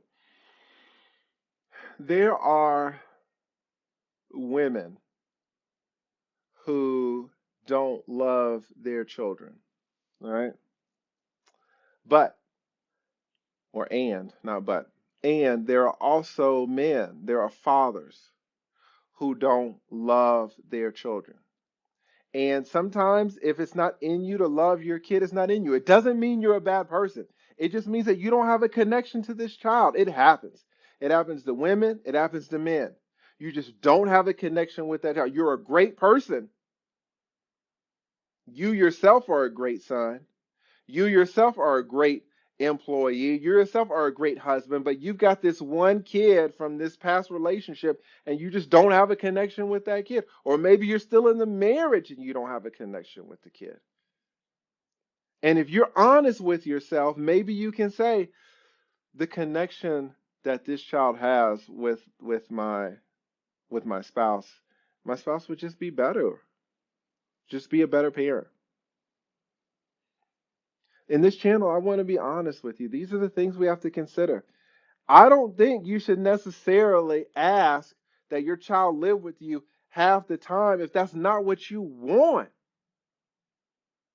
If you're going to have to struggle with a person, a small person who's not going to listen to you, a person that's going to test boundaries, a person that's going to be rebellious, if you're not going to have that patience because you don't have that emotional connection with you, I don't see what the reason is for asking that the child live with you for half the time.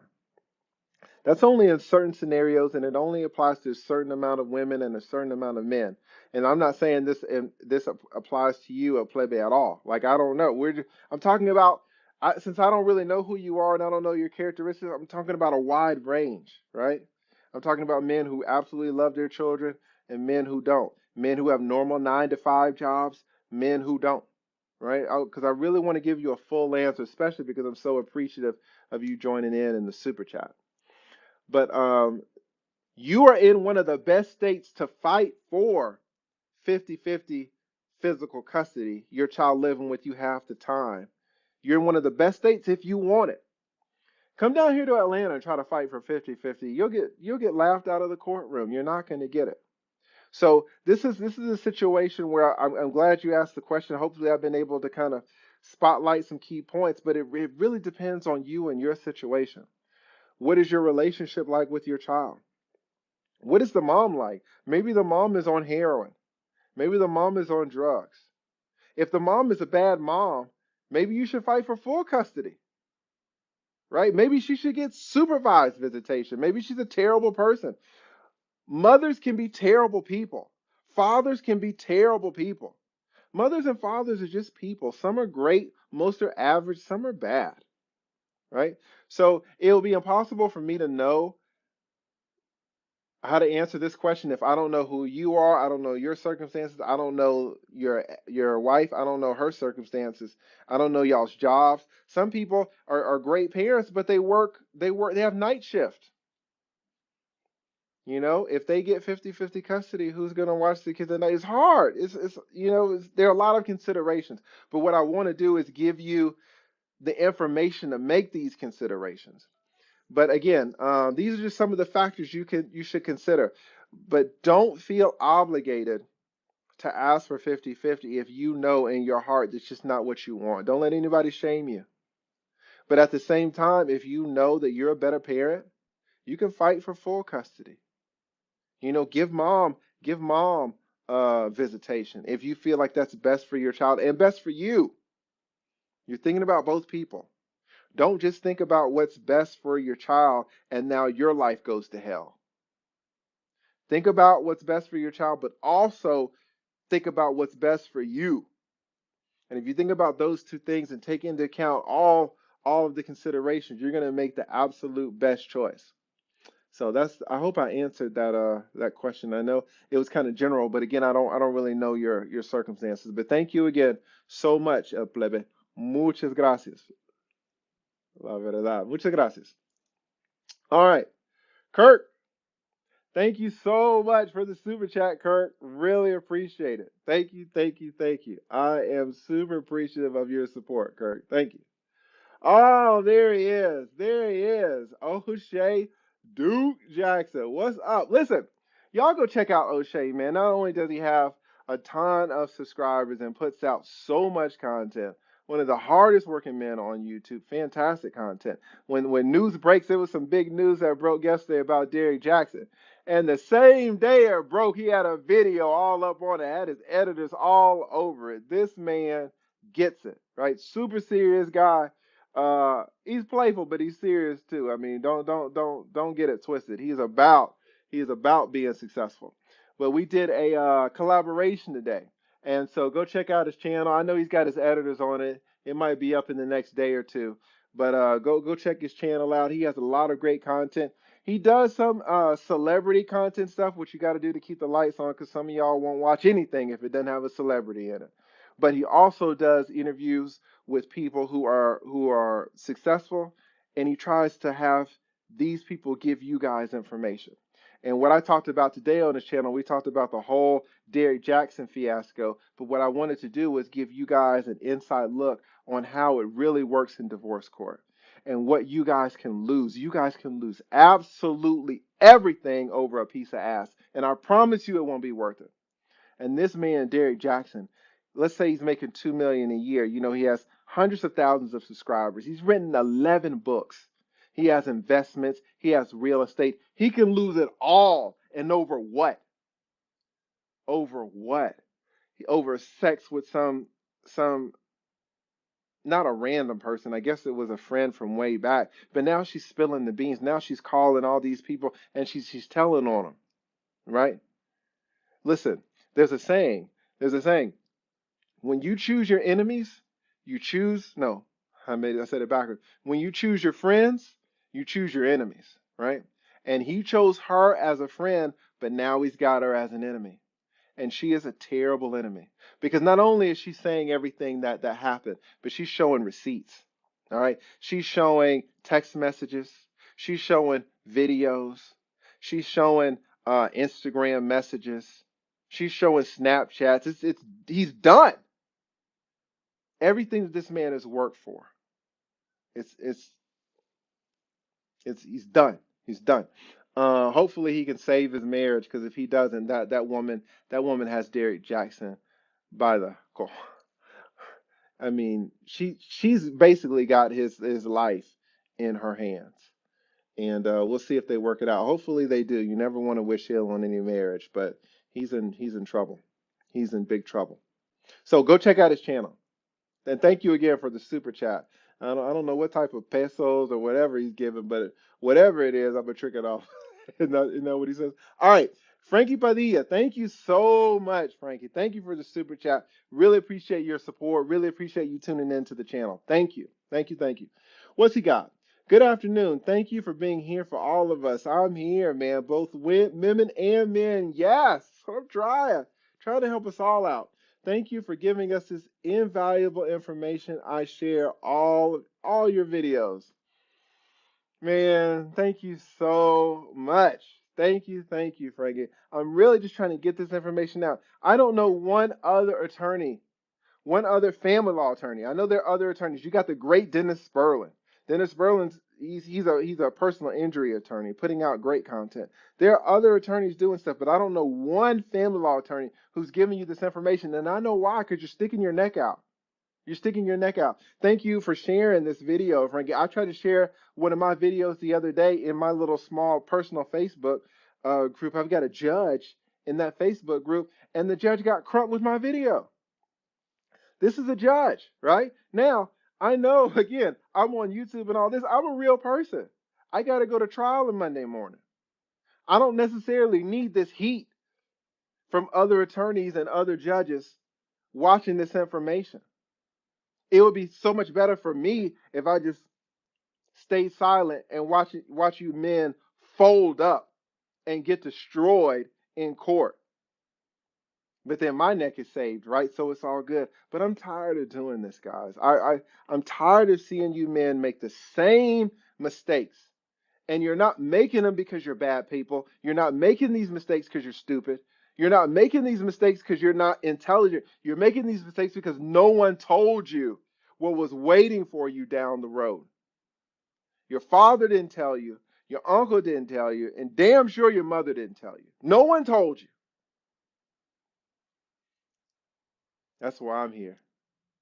Mucho gusto. So thank you so much, Frankie, for the super chat. Thank you for the kind words.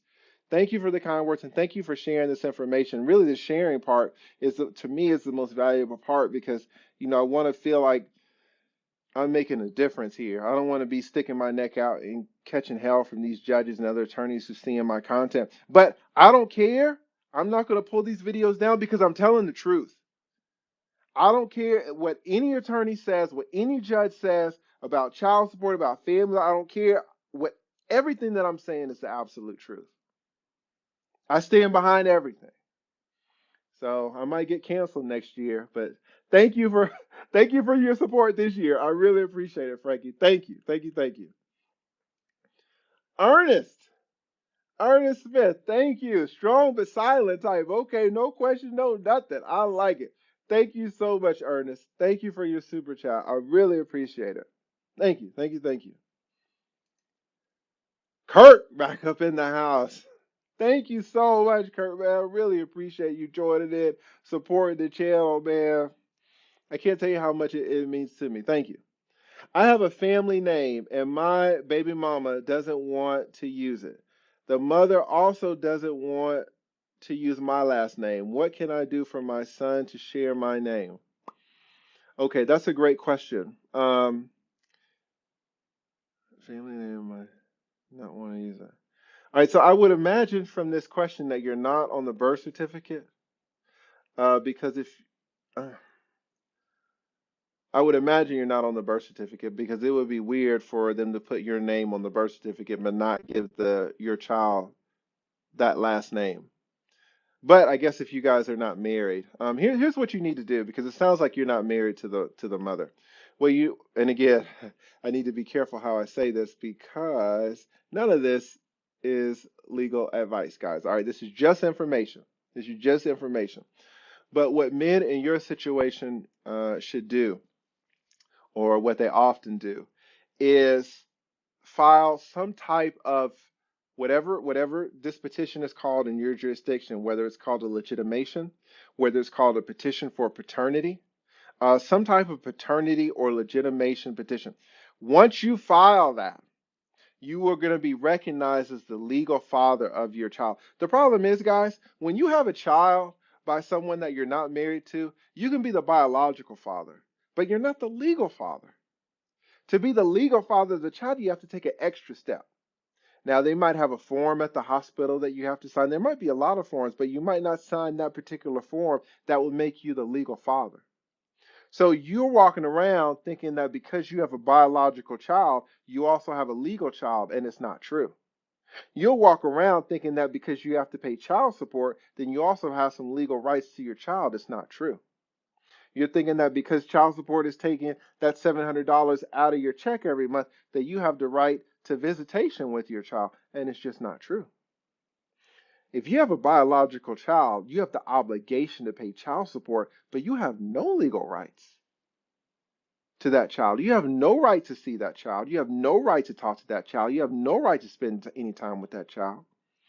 Every second that you spend with that child is a second that the mother has allowed you to spend with that child because she's being nice. She can stop you from ever seeing that child while you're not the legal father. So what do you need to do to be the legal father? Well, you need to establish paternity. You need to legitimize your child. Once you go through that process, you put in there that you want your child to have your last name, and the judge will change it. The judge will change and put your last name on that child's, will give that child your last name in the vast majority of cases. Now you're going to be put on child support too, right? But it could be that you're going to be on child support anyway. So if you're going to be on child support anyway, your child might as well have your last name. If you're going to be on child support anyway, you might as well have legal rights to your child so that you can get the child's medical records, you can get the child's academic records. If you're going to pay child support, you might as well have visitation rights. You might as well have parenting time with this child. You might as well fight for 50-50 custody, physical custody, so that you spend the same amount of time as the mom with this child, so that it's fair, because that's half your child, that's half your DNA, half your chromosomes. Now, I don't recommend fathers fighting for 50-50 custody out of spite. Again, we just talked about it. You might have a situation where 50-50 custody doesn't work for you. That's fine, no shame in that. But if you get 50-50 custody, you'll be able to spend more time with your biological child, and you might not have to pay any child support, and your child will have your last name. So there are benefits to fighting for 50-50 custody. But yes, that's a great question. So what you would need to do is to look into a petition for legitimation or petition for paternity, and include in that petition that you are requesting that the court change that child's last name. And most judges will absolutely do it. So, great question. Thank you for the super chat, and thank you again for the great question. Jesse, my man, another super jack. You guys are killing me, man. Thank you so much. Thank you so much. Just settled a child support and custody case last December. Mom reopened child support and modified visitation rights 6 days. What can I do if she keeps reopening? Let me read this again. Just settled a child support and custody case last December. Congratulations on settling that case. Mom reopened child support and modified visitation rights 6 days. What can I do if she keeps reopening it? All right. There's nothing that you can do to stop anyone from filing a lawsuit, right? I can get a lawsuit filed against me tomorrow. There's nothing I can do to stop it. Everybody has a right to file a lawsuit. And in fact, what happens in criminal law, you don't really see this in any other types of law, but what you see this in criminal law all the time, people who are sentenced to 20 years in prison, they just file motions and motions. They file hundreds and hundreds and hundreds of motions. They file hundreds of them because they have nothing else to do, and it clogs up the system.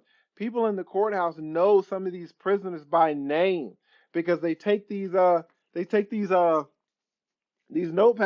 and they just write and file, write and file, write and file. There's no way to stop them, right? So there's no way to stop your ex from filing these uh, cases against you. Once you're in the case, though, once you're in the case, you can ask for her case to be dismissed. And you could also ask, if you hire an attorney, maybe you don't hire an attorney, but if you do hire an attorney, you can also ask that she be ordered to reimburse you for the money that you paid for your attorney, because her lawsuit was frivolous, it was baseless. It did her complaint or the reopening of the case didn't have anything to do. You just closed the case. Why is she reopening it? She's reopening it just to be, they call it vexatious, contemptuous. She's opening it just to harass you, basically. There's no foundation for it. And so, since she's doing this just to harass you, and now you've had to pay an attorney, she should be required to reimburse you for the money that you paid for the attorney. Why? Because if she didn't file this case, you wouldn't have paid the attorney in the first place, right? So the fact that she made you hire this attorney should mean that she should have to reimburse you for the funds. But apart from trying to get the case dismissed and asking that your attorney's fees be awarded, there's really nothing you can do to bar her, to stop her from filing the complaints, or filing to reopen these cases. That's a great question. Great question, Jesse. Thank you. Thank you, thank you, thank you. All right, another super chat. God, you guys are just treating me right. All this coffee I'm gonna have. I really appreciate it. Thank you. AC, thank you for the information. Mr. Rollenshield. Am I saying that right? Hopefully. Rollenshield. Thank you so much. Thank you, thank you, thank you. I really appreciate you, AC, and I really appreciate you, Mr. Rollenshield. Thank you. All right, what else we got? What else we got? Another super chat. Ernest, again. Thank you, Ernest, for showing up. Thank you. What's he got? And guys, just to let you know, I usually try to keep these to 2 hours, and we've been on for an hour and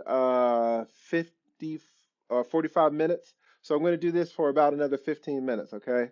About another 15 minutes. I got a consult with the gentleman at 6:30, so I need to shut this down. But thank you guys. Okay, super chat from Ernest Smith. Thank you again, Ernest. Can arrears be dismissed if you're disabled and proven by SSA, Social Security Administration? No, no. That's the quick answer. Now, in a few select states, they will allow you to reduce or eliminate your child support arrearage if the mother consents. If the mother is on board and is willing to show up to court and sign the paperwork and tell the judge that she doesn't want this arrearage amount, that it's all been handled, it's all been taken care of, then there are a few jurisdictions that will allow that. But that's it. You know, these if she contests it, and almost all women do. I mean, who's going to turn away free money? And it's really not free in one sense because, she paid out some money maybe that should have been paid by the father, right? But almost no mothers do this. And in most jurisdictions, mothers aren't even allowed to do this because the judges feel like maybe the mothers were intimidated by the fathers to sign this paperwork. So the vast majority of jurisdictions don't even allow the mothers to cooperate in getting the arrearages brought down. And the reason that these arrearages are so deadly is because they put on all this interest, right? And you see this all the time. What Ernest is saying is exactly right. You can be disabled. You can be disabled and getting a check from the Social Security Administration, and that check will not be enough to pay the child support with the arrearage. It won't be enough to pay the arrearage amount with the interest. And so every month you're going deeper and deeper into the hole. Go look on my videos, on my comments. There are men in their 50s paying child support, still paying back child support, and their children are in their 20s and 30s. Their son is 33 years old, and they're still paying back child support. Why? Because the arrearage. Back child support is deadly. It really is. It can ruin your life.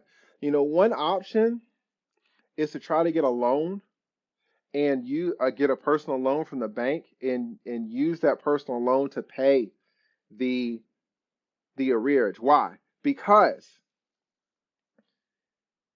if you can't pay the back child support, you can go to jail. You can get your license suspended.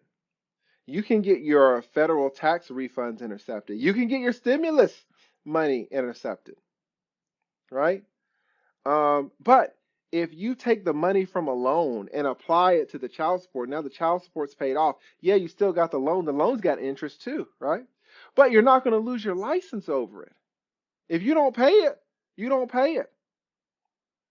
Yeah, they might garnish your wages. They might take your stimulus money, but guess what they're not going to take? They're not going to take your freedom.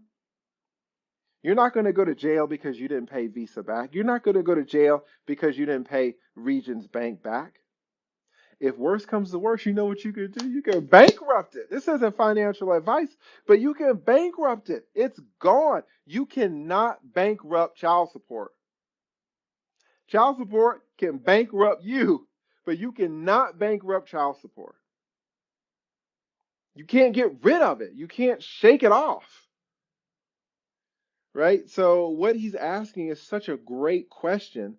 Um, it's just so hard to get rid of. So the answer is no. They're not just going to dismiss it because you're disabled, and even if it's proven. Now, what they might do is adjust your current child support. If you're still, let's say you're paying child support and you are ordered to pay $1,000 a month, and now you're disabled. What they might do is reduce your current child support, but that's your current. That's going forward. They're not doing anything about the back end.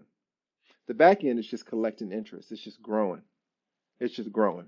So great question. Great question. And thank you again, Ernest, for the super chat. I really appreciate it. Thank you. Thank you. Oh, look who we got. Oh, look who, man. I don't have my Thomas Walker. I don't have my sound effects, man. Listen, thank you so much, Thomas. Thomas is always supporting. He's been there since day one, man. Always supporting the lead attorney. Always supporting the channel. Thomas, I did a video. I haven't edited it yet because my audio is messed up. That's why I got my headphones. So, but I shouted you out on the video for the last coffee you sent me, man. I really appreciate all your support, Thomas. You're the man. Pair character exaggerated, stretching his arms forward to offer a cup of. Guys, I swear I don't understand. I don't understand what the pair character means. Am I old? I am old. Am I missing? Can somebody tell me what pair character? Am I a pair? My head is shaped like a pear, I guess.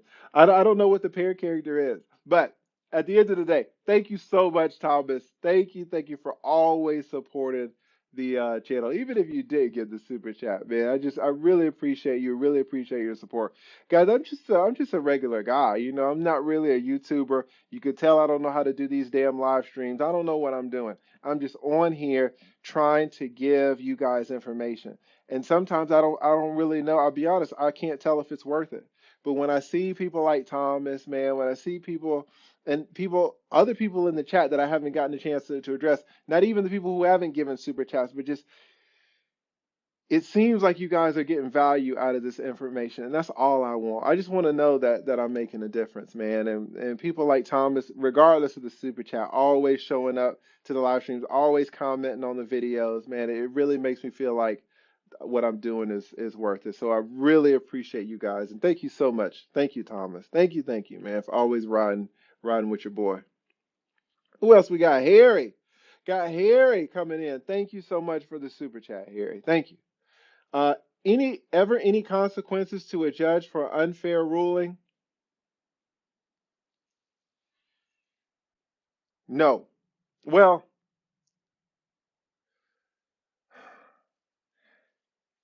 generally no. Generally no. And this is a great question.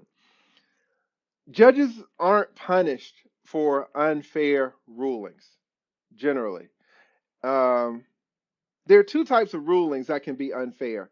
One is a ruling that is unfair and legal, and then another type of ruling is unfair and not legal, unfair and doesn't follow the law. If a judge issues a ruling that is fair and is legal, there's nothing you can do about it. Maybe you can try to get the judge voted out. You know, usually judges are elected officials. Maybe they come up every 2 years, maybe they come up every 4 years, depending on your jurisdiction. So if you felt like you got a really crappy ruling, maybe you can organize a campaign to get the judge voted out in the next election cycle. But that really doesn't help you out too much, right? So there's really nothing you can do if the ruling is unfair and legal. Now, what if the ruling is unfair and illegal? What if he didn't follow the law?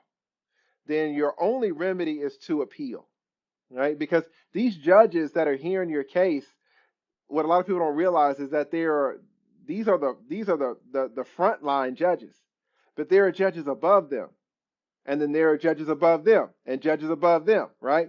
So these first judges that you see, they make mistakes all the time. They really do. But no one really knows how to appeal, and even if you do know how to appeal, appeals are extremely costly.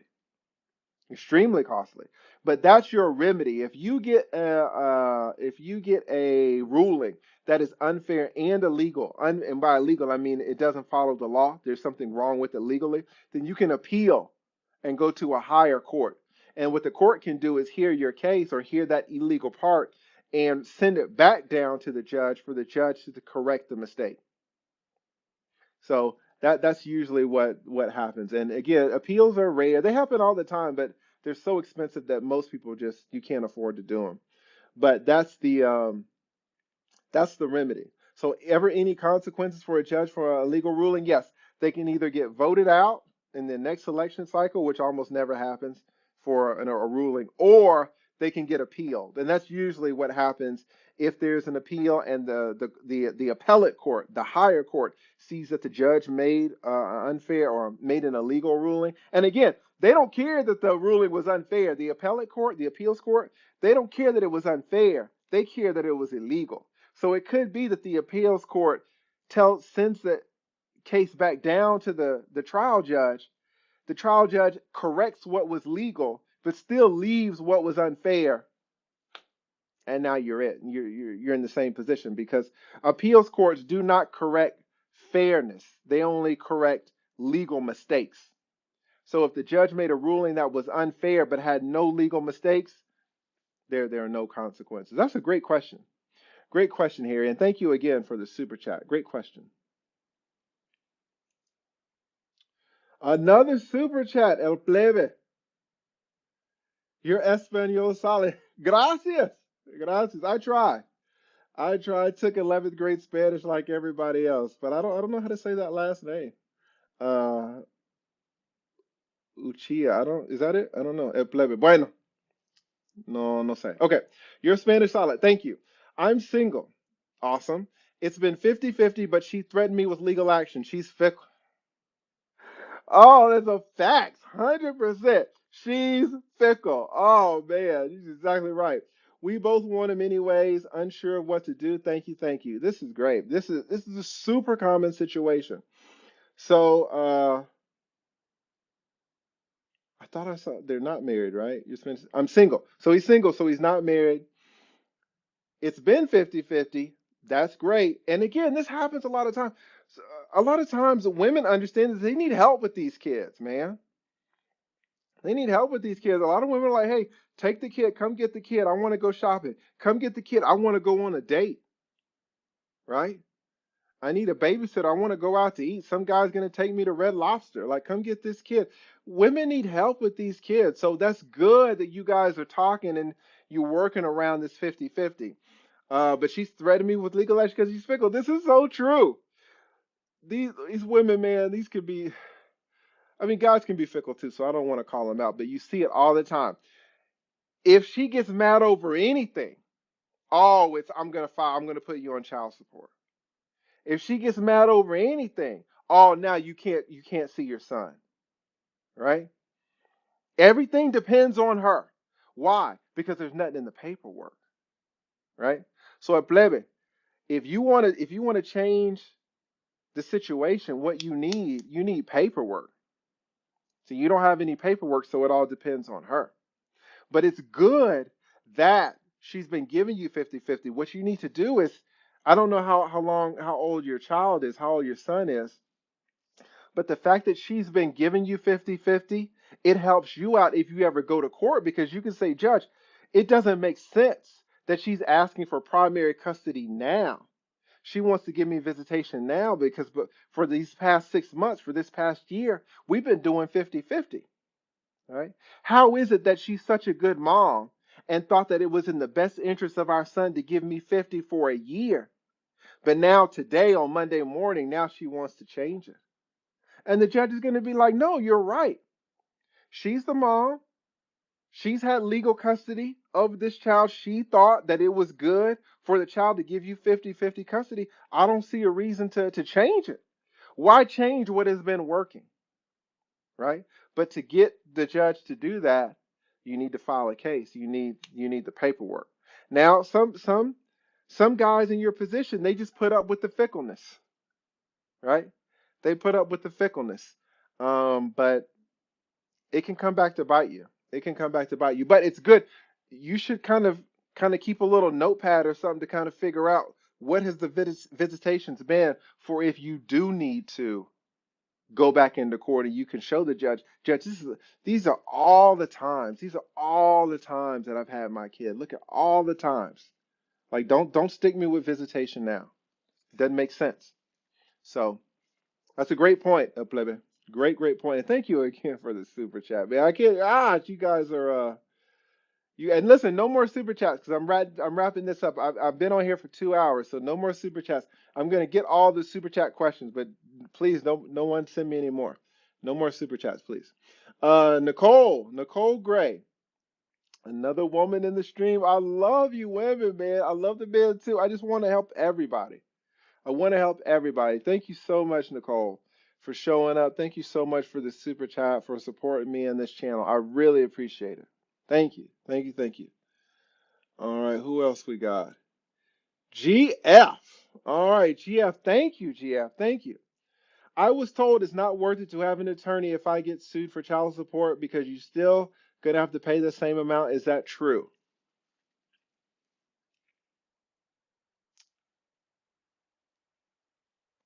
Here's the thing. This is a great question. This is a great question, GF.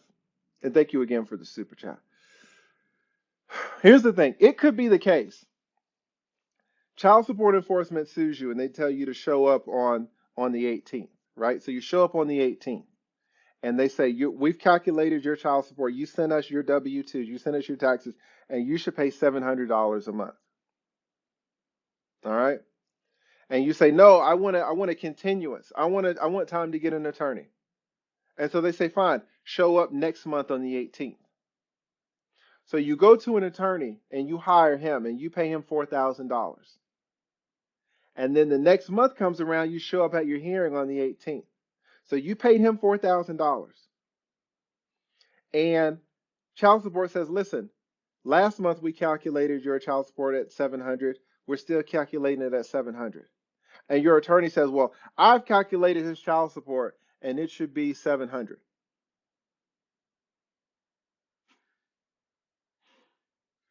You're like, dude, I pay you $4,000. I pay you $4,000. And here's the thing, because the way the child support system is set up, the guidelines, if the guidelines can be right. Child support can actually correctly calculate your child support. If your child support is supposed to be 700, it's supposed to be 700. Now, a lot of times, here's where the value of an attorney comes in. So often, child support will miscalculate your child support. Your child support is supposed to be 700, but they calculated it at 975. Now you say, well, 975 is supposed to be 700. That's only $275 difference a month. So $275, that's nothing. The attorney's going to charge me $4,000. What you didn't realize though, it's $275 a month every month, and your child's only 3 years old. So how much is 275 for 15 years? Right? It's thousands of dollars. It's way more than $4,000. So the issue, what you want to know is child support going to calculate your child support obligation correctly? Here's what you should do. GF. You should go to an attorney beforehand. Pay for an attorney in your city. Pay for one, or here's really what you should do. Try to get a free telephonic consultation with an attorney for just 15 minutes. You might have to call 10 attorneys to get one to say, yeah, he'll talk to you for 15 minutes over the phone. But here's what you need. You need to know how much you make. You need to know how much your ex makes, and you need to know if there are any more or less expenses directly related to the child. Is somebody paying medical expenses? Is there babysitting costs? All the fee or all the expenses related to your child. Call up an attorney in your city. Say, hey, can I get a free consultation with you for just for 15 minutes? They're going to say no. Hang up. Fine. Call another one. Do you guys offer free 15-minute consultations? No. Do you guys offer free 15-minute consultations? No. Do you guys offer free 50? Yes. Okay, fine. Here's my situation. I want to know how much my child support is. I've got this is the information. The attorney's going to calculate your child support and say, listen, you should be paying 600. Now, if you go into court and or if they send you a letter or you go up to child support, you're supposed to be paying 6, and they've calculated at 7. That's that $100. That's $1,200 a year. $1,200 a year. If your child is 15 years old, that's what, $17,000, something like that, right? So the value in an attorney is that he's able to calculate your child support correctly. So that's a great question. If if you don't have an attorney, you're running the risk that you can overpay $20,000 in child support, $25,000 in child, $30,000 in child support. If you hire an attorney, will you get ordered to pay child support? Absolutely. It's not like you're going to hire an attorney and the judge is going to say, "Oh, you hired an attorney, so there's no child support." The problem is, if you show up without an attorney, they might get the amount wrong. And if they get the amount wrong, it's not going to matter for 1 month. It's not going to matter for 2 months. But what if it matters for, 180 months? It's going to add up. So that's a great question, but you want to make sure that your child support is calculated correctly.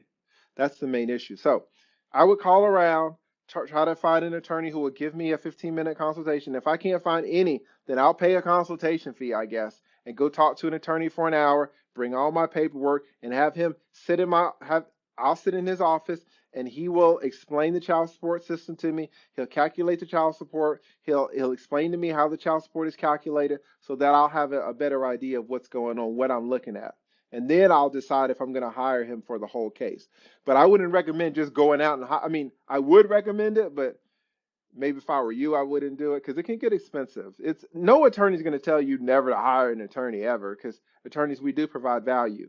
But I would step it up. Try to get a free legal advice, which is why I'm glad that you're here. Thank you. I understand you gave the super chat, and thank you for that.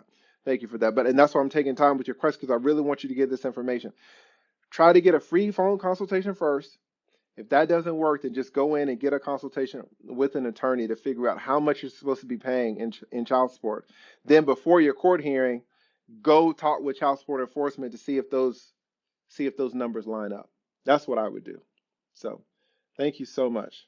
Another super chat. Again, please, guys. You guys are killing me with the super chat. Thank you so much. No more super chats, though, because we're about to end. Bandit. And thank you, Bandit, for the super chat. Nasi. Okay. You can't make up absentee parenting with money. That's true. That's true, guys. And man, this comment actually is so deep, because a lot of fathers do this. A lot of fathers will. This is what men do. Forget fathers. This is what men do. Men want credit. Men want credit from our wives. We want credit from our children. A man will work 90 hours a week, just tons of overtime, slaving away, so that he puts his kids in the best private schools in high school, gets his kids the best cars, gets his kids the best shoes. But he's never home. He's always traveling. He's always state to state. And he'll come home one day, and his son will be 16, wearing polo shirts and, Gucci flip-flops. And that same son in the polo shirt and the Gucci flip-flops will cuss that father out. Will cuss him out. And the father will be absolutely shocked, because he'll be like, "Boy, do you not realize all the time that I spent in these hotels, in these airports, in these meetings, so that you and your sisters and your mom could live in this beautiful house. This is an $850,000 house. Doesn't go a long way in California. Come put down $850,000 in Atlanta. You got a nice house. You got a nice house. You went to a private elementary school. You went to a private high school. You got a brand new car sitting out front and you're only 16. That son will look at you and tell you, yeah, but where were you? You weren't here. You don't know my girlfriend's name. You don't know my teacher's name. You don't know my best friend's name. You're in and out. You're making all this money. We don't see you. Men do this all the time. I see it. I represent them. Men, and that they wonder why their marriages fall apart. You'll get a pilot. He's making 200,000. He's doing this. He's never home. There are men coming in and out of his own house. He doesn't know. You're traveling over here. You're traveling in California. You're traveling in Texas. You're traveling in New York. Your wife is banging somebody. You have no idea. You thought the money was going to satisfy her. You thought the money was going to satisfy these kids you got. Guys, it doesn't work. It doesn't work. I'm not sure if that is what Bandy was talking about, or if I just took it down another road, but he's absolutely right. You cannot make up absentee parenting with money. You can't make up absentee husband with money. You can make up a lot of things with money. You can't make up time. I mean, you can't make up interpersonal relationship time. You can't build a personal bond with time. You can't do it. Bandit is absolutely right. Absolutely right. Totally agree, Bandit. Another super chat, Tracy. Thank you so much. Let me get Tracy C. Tracy. No. Trey C. Thank you so much, Trey. I really appreciate it. Thank you, thank you, thank you. Good info. Tried my best to stay out of the chorus. Yes, Trey. What do they say? The best way to win is to not play. That's the best way. I cannot sacrifice my happiness for someone else's sake. Trey is a man that's telling y'all. He's a man that knows. He's a man that knows. It's not like, okay, I'm gonna go to the hospital and get all this super great treatment so that when I come out I'm the best. No, the best way to do it is not even go into the hospital. If you can help it. Listen, there are going to be a lot of you that are going to make bad decisions. You're going to wind up in the hospital. You're going to eat too many calories. You can't put the fork down. You're not going to exercise. You're going to smoke too heavily. You're going to drink too heavily. You're going to wind up in the hospital over things you can't prevent it, but things you could have prevented. But they're going to be a lot, and that's why my channel, I want to give you guys this information, letting you guys know, hey, but I also have to realize there are going to be a lot of you guys that are healthy, you exercise, you eat right, and you still wind up in the hospital. So Trey is super right. You can't avoid 100% not being called into court, but you can do a lot of things to try to stop it. And that's what Trey's saying, and that's perfect. That's perfect. Absolutely. There's nothing, guys. I've been in and out of these courtrooms for 20 years. There's nothing good that goes on in there. There's nothing. It's like an emergency room. There's nothing good that goes on in a hospital emergency room. There's nothing. It's all bad. So to the extent that you can stay out of them, that's great. That's great. Okay, guys, listen. I got I got a consult in 15 minutes, so I gotta go. I got a consult at 6:30. Thank you guys so much for all of your super chats. Sorry I didn't get to address everybody. I've been doing this for 2 hours and 15 minutes. So thank you guys for everybody that showed up, everybody who contributed to super chats, everybody who participated. I really appreciate it. Guys, I really just want to give you this information. That's all I want to do. Thank you again for Big John for letting me know my audio was bad. Thank you to everybody. I just want to let you guys know what's going on. All right. Giving you guys actionable information that you can use to make better decisions. So I'm not your attorney. I am the lead attorney, and I'm here to help you lawyer up.